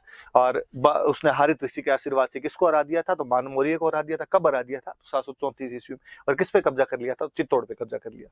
जब हम इसके विजय अभियान के बारे में पढ़ते हैं, विक्ट्री कैंपेन के बारे में पढ़ते हैं, तो एक विक्ट्री कैंपेन तो ये हुआ अपने आप के अंदर कि उसने यहाँ पे चित्तौड़ पे कब्जा किया था, मान मौर्य को रखे 734 में। और यहाँ पे नागदा उसकी राजधानी नागदा ही रखी, राजधानी चेंज नहीं की उसने, राजधानी नागदा ही थी। और नागदा के अंदर ही उसने, नागदा के पास में कैलाशपुरी नाम की जगह पे एकलिंग जी का मंदिर बनवाया। खुद को एकलिंग जी के नाम से शासन करता था, दीवान मानता था, इसलिए मेवाड़ के तमाम राजा बाद में खुद को एकलिंग जी का दीवान करते। तो और मैं आपको यदि थोड़ा सा और कर बताऊं, तो आपने कभी महाराणा प्रताप का बहुत एक फेमस सा गीत अक्सर लोगों के मोबाइल में बजता रहता है, हल्दी घाटी रो समर लड़े वो महाराणा प्रताप कट है। उसके अंदर बाकायदा एक लाइन है, उसके अंदर आएगा कि वो एक लिंग दीवान कट है। मतलब महाराणा प्रताप के लिए भी एकलिंग दीवान शब्द का इस्तेमाल किया गया। एकलिंग दीवान कौन, एकलिंग दीवान राजा, राजा कौन उस टाइम, तो महाराणा प्रताप। तो मेवाड़ के राजाओं को किसका दीवान मानते थे, तो एकलिंग जी का दीवान मानते थे। अब चूंकि ये बड़ा राजा बना, बड़ा राजा बना, तो इसने कहा भाई गुहिल के चांदी के सिक्के मिले अपने को, शिलादित्य का अपने को तांबे का सिक्का मिला, इसने कहा चलाए तब तो सोने की चलाएं, वरना तो मतलब ही क्या हो। तो सबसे पहले सोने का सिक्का यदि किसी का मिलता है तो वो अपने को बापा रावल का मिलता है, गुहिल वालों, और इसका सोने का सिक्का प्राप्त हुआ। तो हम कहते हैं कि भाई कॉइनेज सिस्टम जो है, सोने के सिक्के यदि सबसे पहले चलाने शुरू किए थे तो बापा रावल ने चलाने शुरू किए थे। सिक्का मिला है, और वो उसकी जब माप देखी गई तो 115 ग्रेन, गेहूं के जो दाने आते हैं तो उनके बराबर उनसे नापा जाता था। तो 115 ग्रेन का सोने का सिक्का मिला। तो कोई पूछे कि मेवाड़ में सबसे पहले सोने का सिक्का किसका मिला, तो बापा रावल का। वो सोने का सिक्का कितने का है, तो 115 ग्रेन का सोने का सिक्का मिला। तो ये बात भी अपने याद रखने वाली सी बात है बापा रावल के बारे में। और पढ़ते हैं, देखो जब हम विक्ट्री कैंपेन की बात करते हैं, मैं और बताता हूँ आप। बापा रावल 734 हम पढ़ रहे हैं कि 734 में ये चित्तौड़ का राज्य छीन लेता है। ये वो टाइम है कि 712 ईस्वी में भारत पर मुस्लिमों का पहला सफल आक्रमण हुआ था। हालांकि उधर से अरबों ने अटैक बहुत पहले करने शुरू कर दिए थे, लेकिन यदि मुस्लिम भारत में पहली बार सफल हुए थे तो 712 के अंदर हुए थे। मोहम्मद बिन कासिम नाम का एक अरब कमांडर होता है और वो अपने सिंध पे कब्जा कर लेता है। तो एक बड़ी सोचने वाली सी बात है, आप कभी ध्यान भी देना कि 712 में मुस्लिमों ने भारत में पहली टेरिटरी पर अपना कब्जा कर लिया था। और वो टेरिटरी कौन सी है, तो वो टेरिटरी सिंध है। सिंध पर कब्जा कर लिया। कब कर लिया, तो 712 में कब्जा कर लिया।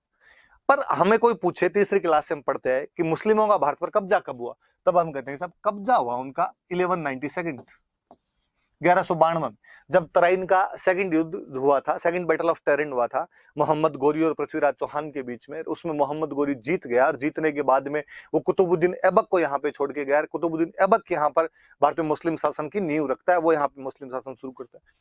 इसका मतलब पहली जीत है 712, पर दिल्ली को जीतने में 1192 में आ गया, 480 साल। तो आपको क्या लगता है कि 712 से लेकर 1192 के बीच में अन्य हमले नहीं हुए थे? हुए थे।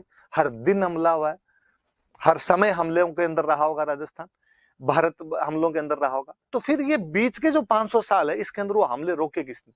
7वीं क्लास के एनसीईआरटी में बहुत अच्छा चैप्टर है, और उसके अंदर ये सेम लाइन लिखी हुई है जो मैं आपसे पूछ रहा हूं कि 712 ईस्वी में जब मोहम्मद बिन कासिम ने सिंध पर अधिकार करके भारत में मुस्लिम शासन की नींव रख दी थी, तो मुस्लिमों को अपना शासन पूर्णतः स्थापित करने में 1192 तक का समय लग गया, जब उत्तरायण के दूसरे युद्ध में पृथ्वीराज चौहान को हराकर मोहम्मद गोरी यहाँ पर शासन स्थापित करवाता है कुतुबुद्दीन ऐबक के माध्यम से। आखिर बीच के सालों में वो सफल क्यों नहीं हो पाए? वे कौन लोग थे जो बीच के सालों के अंदर राजस्थान की रक्षा कर रहे थे, भारत की रक्षा कर रहे थे? तो हम वापस देखेंगे कि सिंध से जब वो भारत की तरफ घुसने का प्रयास करेंगे, तो उस किताब में बहुत अच्छी सी लाइन है कि वो राजस्थान पे कब्जा, वो भारत पर कब्जा नहीं कर पाए थे, क्योंकि भारत का वह भूभाग जो अरबों के खिलाफ लड़ा था उसका नाम राजपूताना था। यहाँ के जो लोग थे वो अरबों के खिलाफ लड़े, इसलिए 500 सालों तक उन लोगों को यहाँ पर सफल नहीं होने दिया गया था। हम खूब सारे राजाओं के आगे नाम पढ़ेंगे, हम किसी मिहिर भोज प्रतिहार का नाम पढ़ेंगे, हम किसी पुलकेशिन का नाम पढ़ेंगे, हम किसी नागभट्ट और खुमान के नाम पढ़ेंगे, हम बापा रावल के नाम पढ़ेंगे। ये बीच के वो योद्धा है जिन्होंने 500 साल तक दीवार की भांति काम किया था। फाइनली लड़ते लड़ते लड़ते लड़ते कमजोर हो गए थे। उधर वो जो ज्वाला थी वो धधक ही रही थी, वो रुकने का नाम नहीं ले रही थी, वो लगातार हमले कर रहे थे लोग, और उन हमलों में 1192 के अंदर सफल हो गए। उसके बाद उनका शासन स्थापित हो गया था। तो जब हम कहते हैं कि इन लोगों ने रोके थे, तब कहा जाता है कि बापा रावल के टाइम में अफगानिस्तान में एक जगह पड़ती है गजनी, और गजनी का कोई राजा था सलीम। गजनी का सलीम नाम का राजा था। सलीम ने अपनी सेना भेजी कि जाओ और भारत को जीत के आओ यहाँ पर। जब सलीम की सेना यहाँ पे आई तो बापा रावल ने भाई साहब उनको यहाँ से वापस मारना शुरू किया, और यहाँ से इनको भगाते भगाते वापस गजनी तक लेके गए। तो कोई पूछे कि मुस्लिम सेना को हराते हुए गजनी तक कौन चला गया था, तो बापा रावल ही चला गया था। वहां जाके सलीम को हटाता है, खुद के भांजे को वहां का राजा बनाता है। तो याद रखना, देखो अपने राजस्थान का एक राजा ठेठ अफगानिस्तान तक का एरिया जीत के आ गया था। और अपने जो किंवदंतियां, जनश्रुतियां, जो फोकलोर है, वो तो ये कहती है कि उसने आगे ईरान का इलाका, तुर्कमेनिस्तान का इलाका, खुरासान का इलाका, वो सारे इलाके भी उसने जीत लिए थे, और वहां पर उसने अपने अपने साम्राज्य स्थापित करवाए थे। वो बात तो हो नहीं हो, पर ये अपने पास हिस्टोरिकल एविडेंस है कि गजनी तक गया था, गजनी के राजा सलीम को हटा देता है और वहां पर अपने भांजे को राजा बना देता है। और बड़ी जोरदार सी बात, अपने कहते हैं कि जब वो जा रहा था तो बीच के अंदर एक जगह पे रुका था, उसकी सेना कुछ दिन तक वहां पे पड़ी रही, कुछ दिन तक कैंप रहा, उसकी आर्मी का कैंप रहा। तो बाद में उस कैंप से आगे चला गया। पर अब चूंकि राजा को रावल बोलते थे, जब कैंप वहां पे पड़ा रहा तो अब सेना को कोई खाना पीना भी चाहिए, सेना को और चीजों की भी आवश्यकता होती है। तो आसपास में कोई दुकानें उकानें खुल गई, धीरे धीरे लोग वहां पे बसने लगे, तो वो गांव बन गया। पंजाबी भाषा में पाकिस्तान, अफगानिस्तान की तरफ गया तो पाकिस्तान से होके गए, पाकिस्तान में पंजाब वाले इलाके से होके गए। पंजाबी भाषा में गांव को बोलते हैं पिंड। तो किसी ने कहा ये पिंड किसका, तो कहा ये पिंड वो जहां पे रावल रुका था। तो रावल दा पिंड, रावल दा पिंड, रावल दा पिंड करते करते रावलपिंडी हो गया। आज भी पाकिस्तान के अंदर एक शहर है रावलपिंडी, उस रावलपिंडी शहर का नाम अपने बप्पा रावल के नाम पर है। और आपको रावलपिंडी यूं याद नहीं आए तो शोएब अख्तर याद, रावलपिंडी एक्सप्रेस ही कहा जाता था। तो अब याद रखना, इस बार शोएब अख्तर जब भी दिखे आपको टीवी पे, आप मन के अंदर सोचना इसका जो गांव है, इस गांव का नाम अपने बप्पा रावल के नाम पे पड़ा था, रावल दा पिंड है, इसलिए उसका नाम क्या पड़ गया था, धीरे धीरे रावलपिंडी पड़ गया था। हराते हुए कहां तक चला गया था, तो गजनी तक चला गया था। अब अपने इतिहासकार वे मराठी इतिहासकार अपने एक सीवी वैद्य, चिंतामणि विनायक वैद्य नाम करके एक इतिहासकार हुए, और वो चिंतामणि विनायक वैद्य जो है वो कहते हैं, वो उन्होंने कहा कि फ्रांस में एक सेनापति हुआ था चार्ल्स मार्टेल। जिस प्रकार फ्रेंच कमांडर चार्ल्स मार्टेल ने यूरोप में सबसे पहले मुस्लिम सेनाओं को हराना शुरू किया था, कि उस समय मुस्लिम आर्मी दोनों तरफ, उधर इधर एशिया में भी लगातार बढ़ती जा रही थी, यूरोप में बढ़ती जा रही थी। तो एक तो समय था, पीक था, उमैयद खिलाफत जब हुआ करती थी, स्पेन तक का इलाका इन लोगों ने जीत लिया था। पर पहली डिफीट यदि किसी ने दी थी इनको, तो चार्ल्स मार्टेल ने दी थी। कि जिस प्रकार यूरोप में चार्ल्स मार्टेल ने इनको हराया था, उसी प्रकार भारत में यदि किसी ने हराना शुरू किया तो बप्पा रावल ने हराना शुरू किया था। इसलिए बप्पा रावल की तुलना यदि किसी बंदे से की जाती है तो चार्ल्स मार्टेल से की जाती है। ये तुलनाएं कौन करता है, तो सीवी वैद्य नाम करके इतिहासकार में, चिंतामणि विनायक वैद्य नाम करके इतिहासकार है, उन्होंने ऐसी अपनी तुलनाएं की। और वो कहते हैं कि साहब बप्पा रावल का जो शौर्य था, उसका जो पराक्रम था, उसकी जो वेलर था, उसके आगे जो अरब आक्रमण था, उसका जो जवार भाटा, समुद्र में से जवार भाटा आता है, पानी को ऊपर नीचे कर देता है, जिस जनजीवन को अपने असामान्य कर दिया था अरबों ने, उसको चूर चूर करने वाला कोई आदमी था, उस ज्वार भाटे को दबाने वाला कोई बंदा था, तो वो बंदा कौन था, बापा रावल। तो इतना बड़ा योद्धा अपने हुआ है, तो अपने याद रखने वाली सी बात है। तो याद तो दो अभियान एक तरीके से जब हम विक्ट्री कैंपेन कर रहे हैं, एक तो चित्तौड़ जीतना मान मौर्य को हराकर, और एक आपकी गजनी जीतना सलीम को हटाकर अपने भांजे को राजा बना के ना रावलपिंडी का नामकरण करना। और सीवी वैद्य द्वारा उसकी तुलना किसके साथ में, चार्ल्स मार्टेल। चार्ल्स मार्टेल कौन है, एक फ्रेंच कमांडर है, जिसने जिस प्रकार बप्पा रावल ने अपने यहाँ पर हराया था, उसी प्रकार मुस्लिम आर्मी को यूरोप में कोई हराता तो कौन हराता है, चार्ल्स मार्टेल हराता है। चलो इसके बाद आगे बढ़ते हैं। अपने आगे अपने जाएं तो फिर लिखा, ये दोनों बातें मैंने बताई दी आपको, मैंने राजधानी की भी बात बता दी और मैंने मुद्रा प्रणाली की भी बात बता दी। मैंने बता दिया राजधानी उसने अपनी नागदाई रखी थी, मुद्रा प्रणाली मैंने बता ही दिया कि इसने सोने का सिक्का चलाया था, और सोने का सिक्का कितने ग्रेन का था, 115 ग्रेन का सोने का सिक्का था। ये थोड़ा सा याद रख लेना, ये बात कोई बताने वाली है नहीं। नागदा के निर्माण कार्य मैंने बता दिया। फिर आगे आगे बढ़ते हैं, इससे आगे बढ़ते हैं तो आगे लिखा हुआ है टाइटल्स, उपाधियां। जब भी कोई बड़ा राजा होगा तो अपने आप में उपाधियां ग्रहण करेगा। 3 उपाधियां मिलती है अपने को बड़ी बड़ी सी इसकी। एक उपाधि इसकी मिलती है हिंदू सूर्य,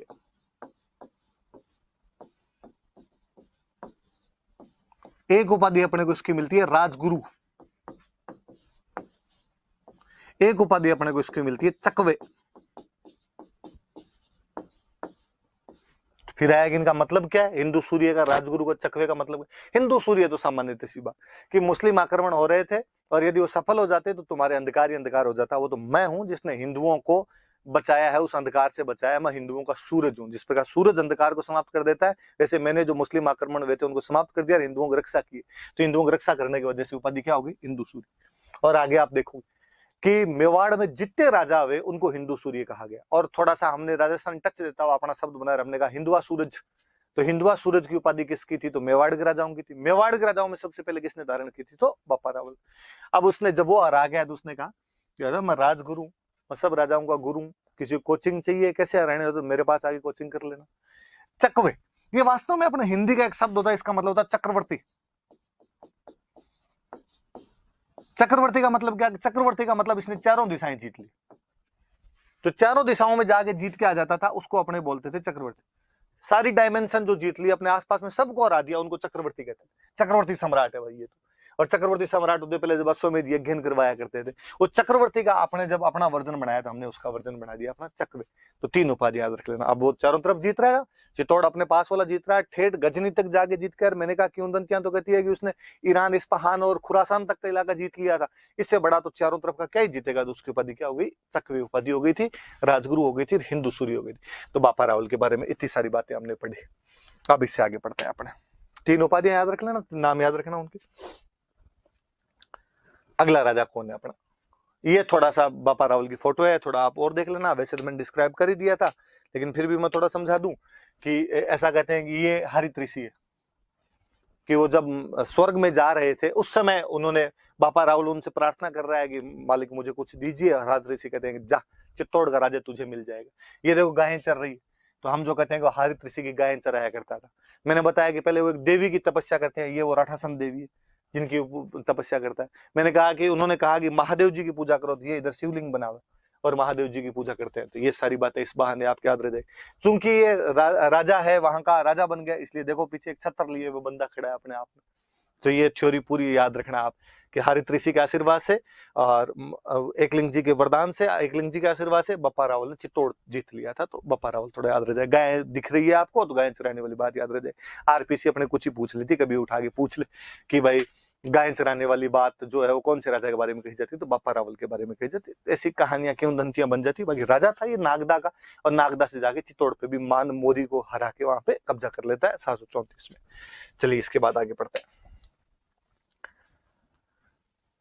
अगला जो कोई बड़ा राजा अपने को मिलता है, वो राजा मिलता है अपने को अल्लट।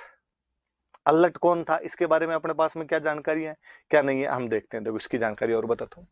दो अभिलेख याद रखने हैं, 2 चीजें याद रखनी, अपने आप चीजें याद हो जाएगी आपको। सुनना देखो आप बात, एक लिखा हुआ है आठपुर अभिलेख, एक है सारणेश्वर प्रशस्ति। तो अभिलेख का मतलब तो मैंने बता दिया कि किसी दीवार पर कुछ भी लिखवाया करते, लिखवाने का मतलब अभिलेख है, इंस्क्रिप्शन कहा करते थे। ऐसा अभिलेख, ऐसा इंस्क्रिप्शन जिसमें राजाओं की तारीफ की हुई है, राजाओं को प्रेज किया गया, उसके अंदर राजाओं की प्रशंसा की गई हो खूब सारी, उनको बोलते थे प्रशस्ति। इंग्लिश मीडियम में, इंग्लिश के अंदर आप इसको प्रशस्ति भी लिख सकते हो, या उसके लिए एक शब्द होता है वो होता है यूलोजी। तो आप इसके लिए यूलोजी वर्ड भी यूज में ले सकते हो। दोनों शब्द सही होते हैं जो आपको मानने हो। 2 है, इनसे अपने के, अब इनमें जो बात लिखी है उससे इसका सब कुछ अपने को पता चल जाएगा, जो इसकी जानकारी। मैं जैसे थोड़ा सा बताऊं तो पहले मैं ये लूं, जैसे 8 ये सारणेश्वर प्रशस्ति, ये पहले के तो ये ले लेते हैं।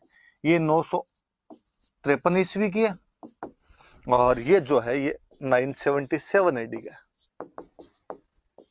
अपने बात कर लेते हैं सारणेश्वर, जिनके भी पीछे स्वर लगे याद रखना, वो तमाम शिव जी के मंदिर है। इसका मतलब ये कोई शिव जी का मंदिर है, उसके अंदर एक अभिलेख मिला है जिसके अंदर ये प्रशस्ति मिली है, सारणेश्वर प्रशस्ति। तो ये शिव जी के मंदिर से मिले। उदयपुर के पास में एक शिव जी का मंदिर है, सारणेश्वर महादेव का मंदिर, और वहां से प्रशस्ति मिली।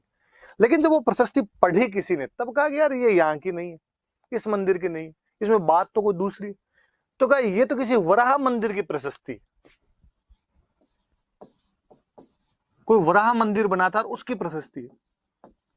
और हो सकता है फिर मंदिर आक्रमण वगैरह हुए, मंदिर टूट गया और उसके अंदर ये भाटा रह गया, और जब दूसरा मंदिर बनाया तो ये भाटा लाके सीधा सीधा यहाँ पर लगा दिया, और इस चक्कर में ये प्रशस्ति बची रहेगी।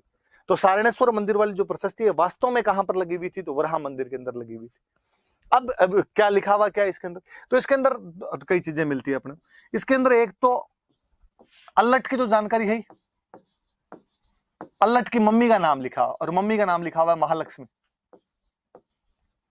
अल्लट के बेटे का नाम लिखा, और बेटे का नाम लिखा नरवाहन। अल्लट, मम्मी का नाम महालक्ष्मी और बेटे का नाम नरवाहन, इनके नाम लिखे हैं। फिर लिखा हुआ है कि ये मंदिर बना था और इस मंदिर में चंदा किस किसने दिया था। चंदा देने वाले जो लोग होते थे उनको बोलते थे गोष्टिक। तो गोष्टिकों के नाम दिए मैं इसके अंदर की गोष्टिकों को याद रखना, ये सब थोड़ा सा याद रह जाएगा इस बहाने। कोई पूछे कि गोष्टिक क्या होते हैं, तो मंदिरों को जो लोग चंदा दिया करते थे उनको क्या बोलते थे, चंदा समझते हो। आज भी अपने कोई चीज बनती है चंदा देते हैं, उसके लिए इकोनॉमिक जो भी सपोर्ट किया जाता है, असिस्टेंस किया जाता है, उसको हम बोलते हैं चंदा। तो गोष्टिक, तो इसके अंदर उनके नाम, इसका मतलब अल्लट के टाइम में ये मंदिर बना, मंदिर के लिए लोगों से चंदा लिया गया, उनके नाम दिए में गोष्टिक। कहां पर बना मंदिर, तो का आहड़, आहड़ के अंदर बना। आहड़ में वराह मंदिर था और वहां पर ये लगी हुई थी। तो एक बात निकल के सामने आई कि आहड़ में वराह मंदिर का निर्माण किसने करवाया, तो कि आहड़ में वराह मंदिर का नाम अल्लट, निर्माण किसने करवाया, अल्लट। वराह कौन से भगवान, तो भगवान विष्णु। भगवान विष्णु के जो 10 अवतार है उनके अंदर एक अवतार जो है वो वराह का अवतार। एंशिएंट हिस्ट्री पढ़ेंगे तब हम और पढ़ेंगे इसके बाद। तो अब बड़ी बात यह आई कि ये खुद तो एकलिंग जी के भक्त थे, ये तो शिव जी की पूजा करने वाले लोग थे, और एकलिंग जी का भक्त होने के बावजूद इस बंदे ने और विष्णु भगवान की पूजा की थी, विष्णु भगवान को माना था। ये इनकी धार्मिक सहिष्णुता है, ये इनका रिलीजियस टॉलरेंस है कि भाई भले ही हम शिव जी के भक्त थे लेकिन हम तो विष्णु जी को भी मानते हैं, उनका भी मंदिर बनवा रहे हैं। और मंदिर के बाहर बाकायदा अभिलेख लगवाए, इसमें खुद का, खुद की मम्मी का, खुद के बेटे का नाम लिखता है, चंदा किस किसने दिया उनका नाम लिखता है। और तो और वो कहता है मेरे मंत्री कौन कौन है उनके नाम और लिखता है, अपने मिनिस्टर्स के नाम लिखता है। उस समय की टर्मिनोलॉजी अपने को पता चलती है। इसके अंदर एक नाम लिखा हुआ है अमात्य, एक नाम लिखा हुआ है संधि विग्रहक, और जैसे एक नाम इसके अंदर लिखा हुआ अक्सपटलिक, एक नाम लिखा हुआ इसमें बांदीपति, एक नाम लिखा हुआ इसके अंदर बिस्काधीराज,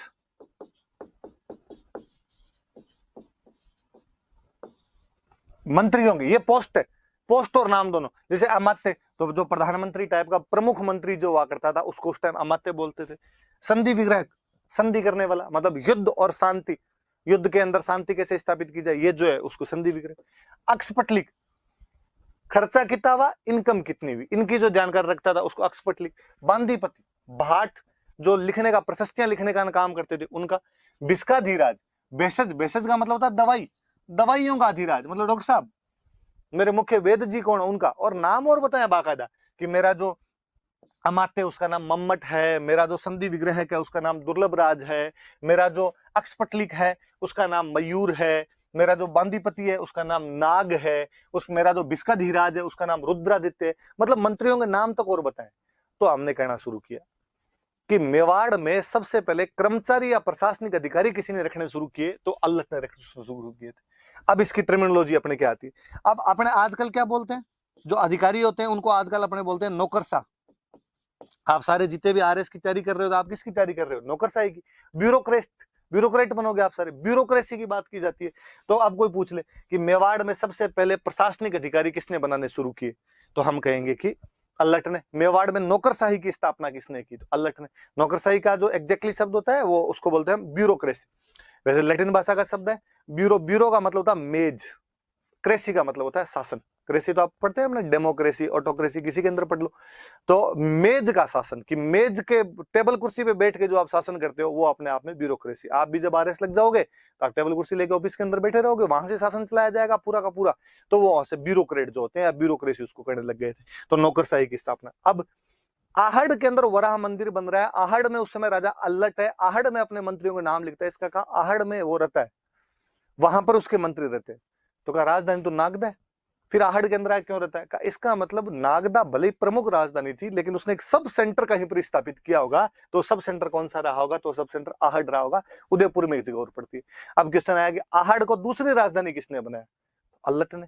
आहड़ में वराह मंदिर का निर्माण किसने करवाया? तो अल्लट ने। आहड़ में नौकरशाही की स्थापना किसने की? तो अल्लट ने। ये सारी जानकारियां कौन देता है? तो सारणेश्वर प्रशस्ति। बात आ गई समझ में?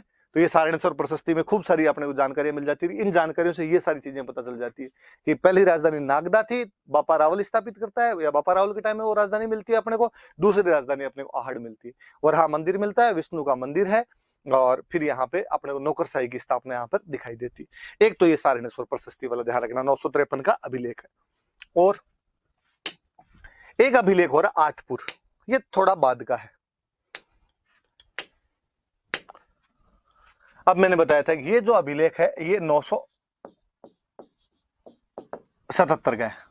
ये कोई एक और राजा हुआ, इसके बाद में कोई एक राजा हुआ शक्ति कुमार, गोहिल राजा है, और शक्ति कुमार का अभिलेख। और इसके अंदर तो जो गोहिल से लेकर शक्ति कुमार तक जितने राजा हुए उन सब के नाम मिलते हैं, उन सब के बारे में वर्णन है। जब सबके बारे में वर्णन है गोहिल से लेकर शक्ति कुमार तक, तो अल्लट का वर्णन भी मिलेगा। और अल्लट वाले वर्णन के अंदर उसने 2-3 बातें लिख रही। उसने कहा अल्लट की मम्मी महालक्ष्मी है, अभी बताया मैंने, उसमें भी नाम है। पर इसके अंदर लिखा हुआ कि वो राष्ट्रकूट है, मतलब मम्मी का वंश तक पता है। और हम आगे पढ़ेंगे कि राष्ट्रकूटों को अपने राजस्थान में राठौड़ कहा गया था। इसके अंदर लिखा हुआ है कि उसकी जो वाइफ है, अल्लट की जो रानी है, उसका नाम है हरिया देवी। और इसमें लिखा हुआ कि हूण राजकुमारी है।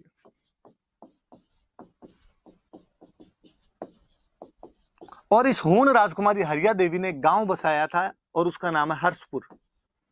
ये इस आठपुर वाले अभिलेख के अंदर बात है कि मम्मी का नाम महालक्ष्मी, ये तो सारणेश्वर प्रशस्ति में भी नाम दो, लेकिन उसका वंश राष्ट्रकूट है, इसके अंदर मिलता है। राष्ट्रकूटों को अब हम राठौड़ कहते हैं, हम आगे पढ़ेंगे इनके बारे में। और एक हूण राजकुमारी हरिया देवी से उसने शादी की। ये बड़ी जोरदार सी बात है, क्योंकि अपनी हिस्ट्री ये कहती है कि हूण हमारे इंडियन नहीं थे। हूण मध्य एशिया से आई हुई एक जनजाति थी, और यहाँ पर आगे लड़े झगड़े कालांतर में बस बुस आ गए, क्षत्रियों ने उन्हें अपने आप के अंदर शामिल कर लिया था। और ये अपने भारतीय संस्कृति का एक बड़ा गुण है, एडेप्टेशन का एक गुण है, आत्मसातीकरण का एक गुण मिलता है अपने आप में, कि भारतीय लोग थे वो बाहर वालों से भी भेदभाव नहीं करते थे। यदि वो यहाँ की परंपराएं, यहाँ की कल्चर अपना लिया करते थे, तो उनको अपने अंदर समाहित कर लिया करते थे। आप नोटिस कीजिए कि बाहर से जो भी आया होगा वो अपने यहाँ पर आके मिल मिला गया, और अलग से उनकी आइडेंटिटी शो नहीं होती। शक, कुषाण, हूण, सब बाहर से आई हुई जातियां, हमें आज अलग से आप नहीं कह सकते कि वैसे ये कुषाण और ये हूण है। तो और आप आत्मसात कितना, एडेप्टेशन कितना, कि एक बाहर से आई हुई जाति की राजकुमारी से यहाँ का राजा शादी कर लेता है। तो अल्लट हूण राजकुमारी से शादी कर लेता है। कुल मिला के अपने राजस्थान की प्रथम विदेशी बहू को लेके आया था, तो अल्लट लेके आया होगा, और उनका नाम क्या था? हरिया देवी नाम था। और हरिया देवी ने कौन सा गांव बसाया था? तो हर्षपुर नाम का गांव बसाया था। तो अल्लट के बारे में 4-5 बातें हुई कि अल्लट ने दूसरी राजधानी कहां बनाई? आहड़। मंदिर किसका बनवाया? वराह का मंदिर। वराह कौन होते हैं? तो विष्णु भगवान। वहां से क्या शुरू किया? नौकरशाही। नौकरशाही मतलब प्रशासनिक अधिकारी। प्रशासनिक अधिकारी मतलब आपके ब्यूरोक्रेट जो होते हैं, उनके मैंने नाम बताए बाकायदा इस सारणेश्वर वाली प्रशस्ति के अंदर लिखे हुए। और इससे पता चलता है कि जब वहां मंत्री रहते हैं, वहां पर इतना बड़ा मंदिर है, मंदिर में उसकी मम्मी का नाम लिखा हो, उसके बेटे का नाम लिखा हो, चंदा देने वालों के नाम लिखे हुए, इसका मतलब वो उसका एक बड़ा सेंटर है। वैसे जैसे कि हाईकोर्ट जोधपुर में और उसकी एक ब्रांच जयपुर के अंदर, तो राजधानी नागदा थी पर उसकी एक ब्रांच वहां पर कहां खोल दी? आहड़ के। इससे देखो ये भी पता चलता है, इसका मतलब है कि मान लो पहले राज्य रहा होगा छोटा, और राजधानी बीच में होती हुई राजधानी नागदा थी। अब राज्य बढ़ गया, हो गया बड़ा, राज्य बड़ा हो गया, यहाँ से यहाँ पे कंट्रोल नहीं हो सकता, तो कहाँ बीच में एक यहाँ और बिठा, तो किसी एक भाई को यहाँ बिठा दिया कि तू यार उधर वाला ध्यान रख ले। और आठपुर वाले अभिलेख के अंदर ये जानकारी है कि उसकी मम्मी महालक्ष्मी राष्ट्रकूट वंश की है, उसकी रानी जो हरिया देवी है वो हूण राजकुमारी। तो याद रखना कि हूण राजकुमारी से शादी किसने की? तो हूण राजकुमारी से शादी अल्लट ने की। फिर उसने गांव कौन सा बसाया? हर्षपुर नाम का गांव बसाया। चलिए आगे बढ़ते हैं अपने।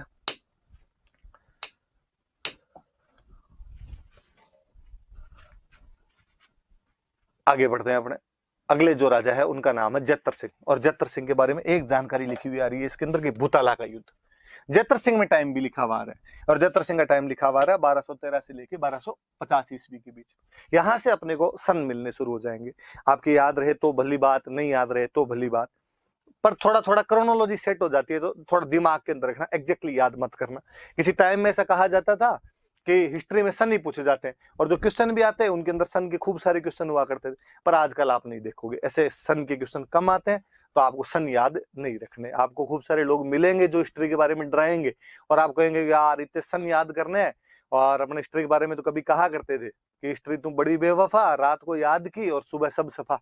पर अब हिस्ट्री आपसे बेवफाई नहीं करती है, वो आपसे सन के क्वेश्चन नहीं पूछती है, पर क्रोनोलॉजिकल ऑर्डर याद करने में थोड़ा ठीक रहता है, इसलिए थोड़ा सा अपने दिमाग के अंदर रख लेना। अब ये जो जतर सिंह, और यहाँ से इसलिए मिलने लग जाते हैं कि यहाँ से मुस्लिम राजा आ गए थे, मुस्लिम राजाओं की खुद की हिस्ट्री लिखवाने का एक पूरा पैटर्न था, और उनके सन के आधार पर हमने हमारे वाले सन भी तय करने शुरू कर दिए। अब जतर सिंह के टाइम में युद्ध हुआ है भूताला का युद्ध। अब तो वही बात है, कब और कहां भूताला कहां पड़ता है, युद्ध कब हुआ। अब भूताला कहां पड़ता है, तो उदयपुर के अंदर, नागदा के पास में, राजधानी के पास में। और वैसे भी कोई राजा दूसरा अटैक करेगा तो कहां पे करेगा, जहां आप रहते हो वहां आप रहते हो, नागदा राजधानी, नागदा में अटैक करेगा। आहड़ तो सब सेंटर था उसका। कब हुआ एग्जैक्टली कोई सन नहीं मिलता अपने को। कोई किताब लिखती है 1222, कोई लिखता है 1229, कोई लिखता है 1222 से 1234 के बीच में कभी हुआ होगा, तो एग्जैक्टली कहीं मिलता नहीं। पर फिर भी इस बार जो अपने 10th की नई किताबें आई है उन्होंने लिख रखा है 1227। तो अपने क्या माना जाए, तो अपने 1227 मान लिया जाए। पहले तो खूब कंफ्यूज ही रहते थे कि यार क्या मानना है क्या नहीं मानना है, अलग अलग किताबें अलग अलग कहती है, तो मैं तो खुद ही 1234 मान लिया करता था। लेकिन अब की बार वाली किताबों में जब उसने एग्जैक्ट लिख रखा है, तो अपने वो एक प्रूफ है, अपने पास एविडेंस है कि इसका सन क्या मानना है, तो 1227 ईस्वी। तो भूताला उदयपुर में पड़ता है, 1227 में युद्ध। किसके बीच में, तो जतर सिंह तो हो गए, जतर सिंह का युद्ध हुआ इल्तुतमिश के साथ। अब बात है साहब इल्तुतमिश कहां का राजा, तो कहा इल्तुतमिश दिल्ली का राजा, दिल्ली का सुल्तान। आप जब मिडिवल हिस्ट्री पढ़ोगे तो और पढ़ोगे कि कुतुबुद्दीन ऐबक राजा बना था, कुतुबुद्दीन ऐबक जब मरा तो बीच में थोड़े से टाइम के लिए आराम शाह को बनाया, लेकिन इल्तुतमिश एक बड़ा कमांडर था, उसने उस आराम शाह को हटा दिया और वो आके राजा बन जाता है। अच्छा चलो, आपने इल्तुतमिश का नाम नहीं सुना होगा, तो आपने एक सुना होगा कि एक महिला राजा बन गई थी दिल्ली में, रजिया, रजिया सुल्तान। आपने सुना रजिया फंस गई गुंडों में, ऐसी जो बातें सुनते हैं, वो जो रजिया सुल्तान थी उसके पापा ही इल्तुतमिश ही। इल्तुतमिश ने यहाँ पर आक्रमण कर दिया। प्रत्येक राजा अपने साम्राज्य का विस्तार करना चाहता है, इल्तुतमिश भी अपने साम्राज्य का विस्तार करना चाहता था, और इल्तुतमिश ने नागदा पर अटैक कर दिया। नागदा का राजा कौन, तो जतर सिंह। नागदा के पास में एक जगह पड़ती है भूताला, जतर सिंह आक्रमण रोकने के लिए वहां भूताला गया, वहां पे लड़ाई हुई इनके बीच में। और वैसे तो आप कहावत सुनते हो रजिया गुंडों में फंस गई, यहाँ रजिया के पापा फंस गए, और भाई साहब आपके जतर सिंह ने इल्तुतमिश को भगा भगा के मारा था यहाँ पे। तो भूताला वाले युद्ध के अंदर कोई जीता था, तो जीता कौन था, तो याद रखना कि जतर सिंह जीत गया था। देखो बड़ी बात है कि अपने राजस्थान के एक राजा ने दिल्ली के राजा को हरा दिया था। राजस्थान में कहां का राजा, तो मेवाड़ का। कौन राजा, तो जतर सिंह। किसको हरा दिया, इल्तुतमिश। इल्तुतमिश कहां का राजा, दिल्ली का। कब की बात है, 1227 की। कहां की बात है, भूताला की। भूताला कहां पड़ता है, तो उदयपुर के पास के अंदर पड़ता है। पर अपने यहाँ के लड़ने के तरीके में और मुस्लिम राजाओं के लड़ने के तरीके में एक बड़ा अंतर हुआ करता था। अपने यहाँ सीधा सिस्टम हुआ करता था कि जब लड़ने के लिए कोई जाया करता था तो घर वालों को कह के जाता था कि या तो जीत के आऊंगा या आऊंगा ही नहीं। हारने वाला अपने यहाँ पे कंसेप्ट हुआ नहीं करता था। और कोई राजा ऐसे हार के वापस भी आ जाता, तो आदमी सोचता था कि यार घर पे जाके लुगाई से बेइज्जती करवाने इससे अच्छा तो यार मरमुरा जाए। इसलिए अपने यहाँ पे राजा या तो जीत के आया करता था या मरता ही था बेचारा, वहां पे हार के वापस नहीं आता था। मुस्लिम राजाओं में सिस्टम नहीं था। मुस्लिम राजाओं के अंदर आर्मी उतरती, और आर्मी यदि शुरुआत के अंदर ज्यादा सैनिक मर गए, मान लो 10,000 लोग आए और 5,000 सैनिक मर गए, तो बाकी वाले 5,000 राजा कहता वापस आ जाओ, वापस चलेंगे अपन। तो वापस क्यों चलेंगे, अगली बार आएंगे वापस, अगली बार 15 लाएंगे, घर में घुस के मारेंगे इसको, और वापस भाग जाया करती थी सेना। अपने यहाँ पे कोई भाग के वापस भी आ जाता तो पास पड़ोसी नहीं जीने देते, आता जाता है कोई पूछ लेता है और भाई साहब क्या हुआ, और आप तो नोटिस ही कर लेना। अपने यहाँ पे आप किसी एग्जाम के अंदर फेल हो जाओ तो आपको खुद को फील हो नहीं हो, आपके घर वाले फील करवाए नहीं करवाए, आपके आस पड़ोसी आपको फील ज्यादा करवाते हैं, वो आपसे रिजल्ट ज्यादा पूछते हैं। तो ये अपनी टेंडेंसी पुरानी है। तो यहाँ पर कहते हैं इल्तुतमिश हार गया था, तो इल्तुतमिश की सेना वापस भाग रही थी। अब भागती हुई सेना राजधानी पड़ती नागदा, नागदा के पास में भूताला नाम की जगह पर ये लड़ाई हो रही थी। और भागती हुई सेना जब जा रही थी तो नागदा के सारे सैनिक थे वो तो भूताला में लड़ने के लिए गए हुए थे, और परिवारों को होता था वो ज्यादातर सुरक्षित स्थानों पर छोड़ के जाया करते थे। उन जगह नागदा तो खाली पड़ा है, तो नागदा को लूट के, तो इल्तुतमिश की जो रिटर्निंग आर्मी थी, उसकी जो भागती हुई आर्मी थी, उसने नागदा लूट लिया था। इधर जतर सिंह ने रिनोंदेगा की सेना जब भाग रही है तो अपने वो सिस्टम और होते थे, ये यार भागते हुए शत्रु का पीछा नहीं करना, मारना तो यार यूं पीठ पे तो वार नहीं करना, कम से कम सीधा छाती पे वार किया जाए, सीने पे वार किया जाए सामने, तो पीछा करते नहीं थे। उल्टा जब उन्होंने देखा कि सेना भाग रही थी, उन्होंने जश्न मनाया, तमंचे भी डिस्को करने शुरू किए। थोड़ी देर में जो वापस आए तब आगे देखा कि यार नागदा तो लूटा पड़ा है अपना, अपने तो बिल्डिंग बिल्डिंग तोड़ गए। तो इनके समझ में आई एक बात कि यार समतल के अंदर यदि कोई राजधानी होगी, प्लेन एरिया के अंदर कैपिटल होगी, आता जाता कोई लूट जाएगा, आनिया बानिया बर्बाद करके चला जाएगा। तो राजधानी पहाड़ पे बनाई जानी चाहिए। तो पहाड़ पे क्या, तो पहाड़ पे अपना चित्तौड़ वाला किला है। तो कहते चित्तौड़ वाले किले में उस समय परमार रहा करते थे। जैतर सिंह जाता है, परमारों को वहां से भगाता है और चित्तौड़ को अपनी राजधानी बना लेता है। तो चित्तौड़ पर कब्जा भले ही पहले अपने बापा रावल ने कर लिया था, लेकिन चित्तौड़ को एज ए कैपिटल किसी ने स्थापित किया था, तो जैतर सिंह ने किया था। तो पहले इनकी राजधानी नागदा हुआ करती थी, आहड़ सब सेंटर अलट ने बनाया था, और बाद में जो जैतर सिंह था, जैतर सिंह ने इसको चित्तौड़ को अपनी राजधानी बना लिया था। और कौन सा युद्ध उसने जीता था, तो भूताला का युद्ध। किसको हराया था, तो इल्तुतमिश को हराया था। इस युद्ध की जानकारियां जो है वो हमें एक बुक के अंदर मिलती है। ये याद रखना, सबसे काम की बात ये, युद्ध पूछे नहीं पूछे, सन पूछे नहीं पूछे, ये पूछेंगे। एक राइटर हुए जय सिंह सूरी, और याद रखना है जहां पर भी ये सूरी देखो, इसका मतलब राइटर जैन है। जैन जो राइटर थे उनके सबके नाम सूरी मिलेंगे। हालांकि फिर आप में से कोई कहेगा फिर सर शेरशाह सूरी, बस भाई रे वो एक अलग है। और वास्तव में जो शेरशाह सूरी है ही नहीं, हमारे हिस्टोरियन ने लिखना शुरू कर दिया, वो सूर था। शेरशाह सूर था, फिर धीरे धीरे नाम सूरी पड़ गया, वैसे हमने बोलना शुरू कर दिया, लिखना शुरू कर दिया। बाकी ये सूरी टाइटल आपको ज्यादातर जैनों के मिलेंगे। और इनकी एक किताब है हमीर मद मर्दन, याद रखना किताब का नाम। ये पूछी हुई बुक है, वापस पूछ लेंगे कोई कि हमीर मद मर्दन नामक पुस्तक किसने लिखी थी, तो जय सिंह सूरी ने लिखी थी। और इस किताब के अंदर उन्होंने बताया कि भाई भूताला में युद्ध हुआ था और भूताला युद्ध के अंदर कौन जीत गया था। और बात बताऊं, इसमें हमीर इल्तुतमिश के लिए यूज में लिया है। ये वास्तव में शब्द है अमीर। मुस्लिम जो हुआ करते थे उनको अमीर बोला करते थे, उनके अंदर टाइटल हुआ करता था, और अमीर अपने राजस्थानी के अंदर लिखा जाता जाता हमीर हो गया। तो वास्तव में ये लिखता है कि अमीर के मद मतलब घमंड, मर्दन को मतलब तोड़ दिया था। या आप कह दोगे हमीर यहाँ पे इल्तुतमिश है, तो इल्तुतमिश के घमंड को तोड़ दिया था किसने, तो जैतर सिंह ने। कौन से युद्ध के अंदर, तो भूताला के युद्ध के अंदर। पर जय सिंह सूरी अलग आदमी। जय सिंह सूरी वास्तव में गुजराती था। बढ़ोंच नाम की जो जगह पड़ती है, वहां पे मुनि सुवर्त मंदिर था, और मुनि सुवर्त का ये पुजारी था। आपने कभी आपने नाम सुना होगा वस्तुपाल तेजपाल, कभी नाम सुने होंगे। अपने देलवाड़ा के अंदर उनके मंदिर बनवाए हुए हैं वहां पे, अपने जो लूण वसई का मंदिर है देलवाड़ा वाले ने, वो उनके बनवाए हुए हैं। तो वास्तव में एक रियासत हुआ करती थी गुजरात में, धोलका, और उस धोलका रियासत का एक राजा था वीर धवल, वीर धवल बघेल। ये बघेल सोलंकी होते हैं। आजकल गुजरात में बाघेला बोलने लगे, किसी ने नाम सुना हो कभी, तो गुजरात के अंदर एक सीएम हुए थे शंकर सिंह बाघेला, नरेंद्र मोदी से पहले बीजेपी के सीएम हुआ करते थे वहां पे। तो ये बघेल बाघेला वो ये सोलंकी वहां के डायनेस्टी थी। और धोलका नाम की जगह, वहां के एक राजा थे वीर धवल। और इस वीर धवल के वो दो मंत्री थे, वस्तुपाल और तेजपाल, दोनों भाई थे। और ये जो जय सिंह सूरी है, ये वस्तुपाल तेजपाल का चेला है। वस्तुपाल तेजपाल ने इसको चंदा वंदा दिया था, इसको कहा एक किताब लिख, और उस किताब में हमारे वाले राजा की तारीफ कर। तो वास्तव में इस युद्ध के अंदर लिखा, इस बुक में ऐसे लिखा हुआ है कि जैतर सिंह और इल्तुतमिश के बीच में युद्ध चल रहा था, इल्तुतमिश युद्ध में जीत रहा था। इतने में किसी ने जाके वहां पे कहा कि वीर धवल आ रहा है, और जैसे वीर धवल का नाम सुना और इल्तुतमिश अमीर की सेना भागी, अमीर का घमंड टूट गया था। कुल मिला के वो जो अपने वाला राजा है उसको सर्वश्रेष्ठ स्थापित करवाना चाहता है। पर इसके माध्यम से अपने को पता तो चला कि एक कोई युद्ध हुआ था, उस युद्ध के अंदर ऐसे ऐसे हार गए थे। पर अपने को फिर एक अभिलेख मिलता है, आगे हम पढ़ेंगे, चीरवा का एक अभिलेख मिलता है, और उन अभिलेखों में साफ साफ लिखा कि जैतर सिंह खुद जीता था और वीर धवल तो आया ही नहीं था। पर फिर भी किताब के अंदर जानकारियां ऐसी, तो आप थोड़ी सी याद रख लेना कि कौन सी बुक है। तो वो जय सिंह सूरी की बुक है, हमीर मद मर्दन नाम है। हमीर किसको कहा गया, तो इल्तुतमिश को कहा गया।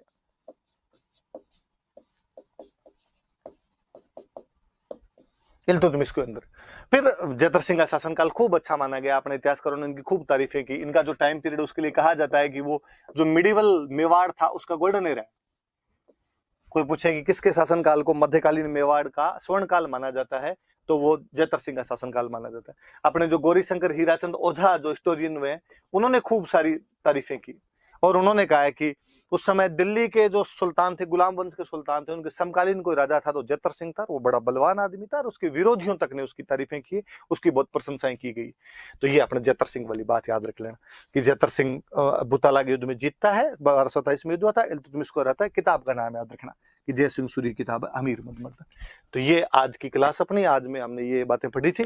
एक थोड़ा सा पीछे मैं बताना भूल गया, वापस बता दूं आपको एक बात और थोड़ी सी,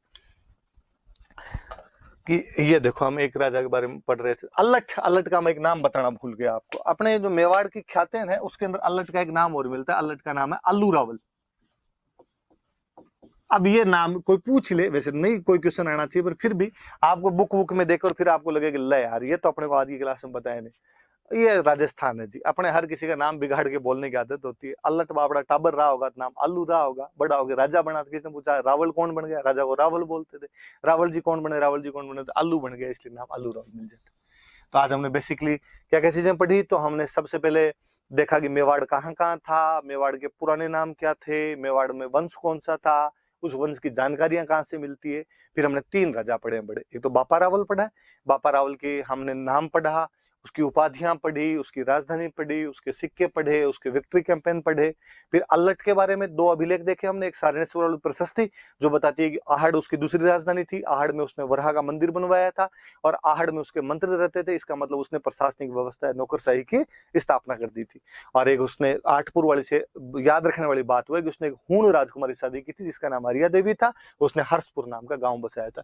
और जैतर सिंह में याद रखने वाली एक बात, भूतला का युद्ध और उसकी वो तारीफें थोड़ी याद कर लेना कि मध्यकालीन मेवाड़ का स्वर्णकाल कहा जाता है। जय सिंह सूरी की किताब याद करना, हमीर मदमर्दन। ये भी याद रखना कि यहाँ पे हमीर का मतलब इल्तुतमिश है, कि हमीर मतलब इल्तुतमिश, मद मतलब घमंड, मर्दन मतलब तोड़ दिया, इल्तुतमिश की घमंड को तोड़ दिया। और किसने तोड़ दिया? बुक क्या कहती है? तो बुक कहती है कि गुजरात में धोलका नाम की जगह वहां का राजा था वीर धवल बघेल, उसने आके तोड़ दिया था। वो बात मैंने आपको बताई थी और चीजें आपके नोट्स के अंदर लिखी हुई होगी। धन्यवाद।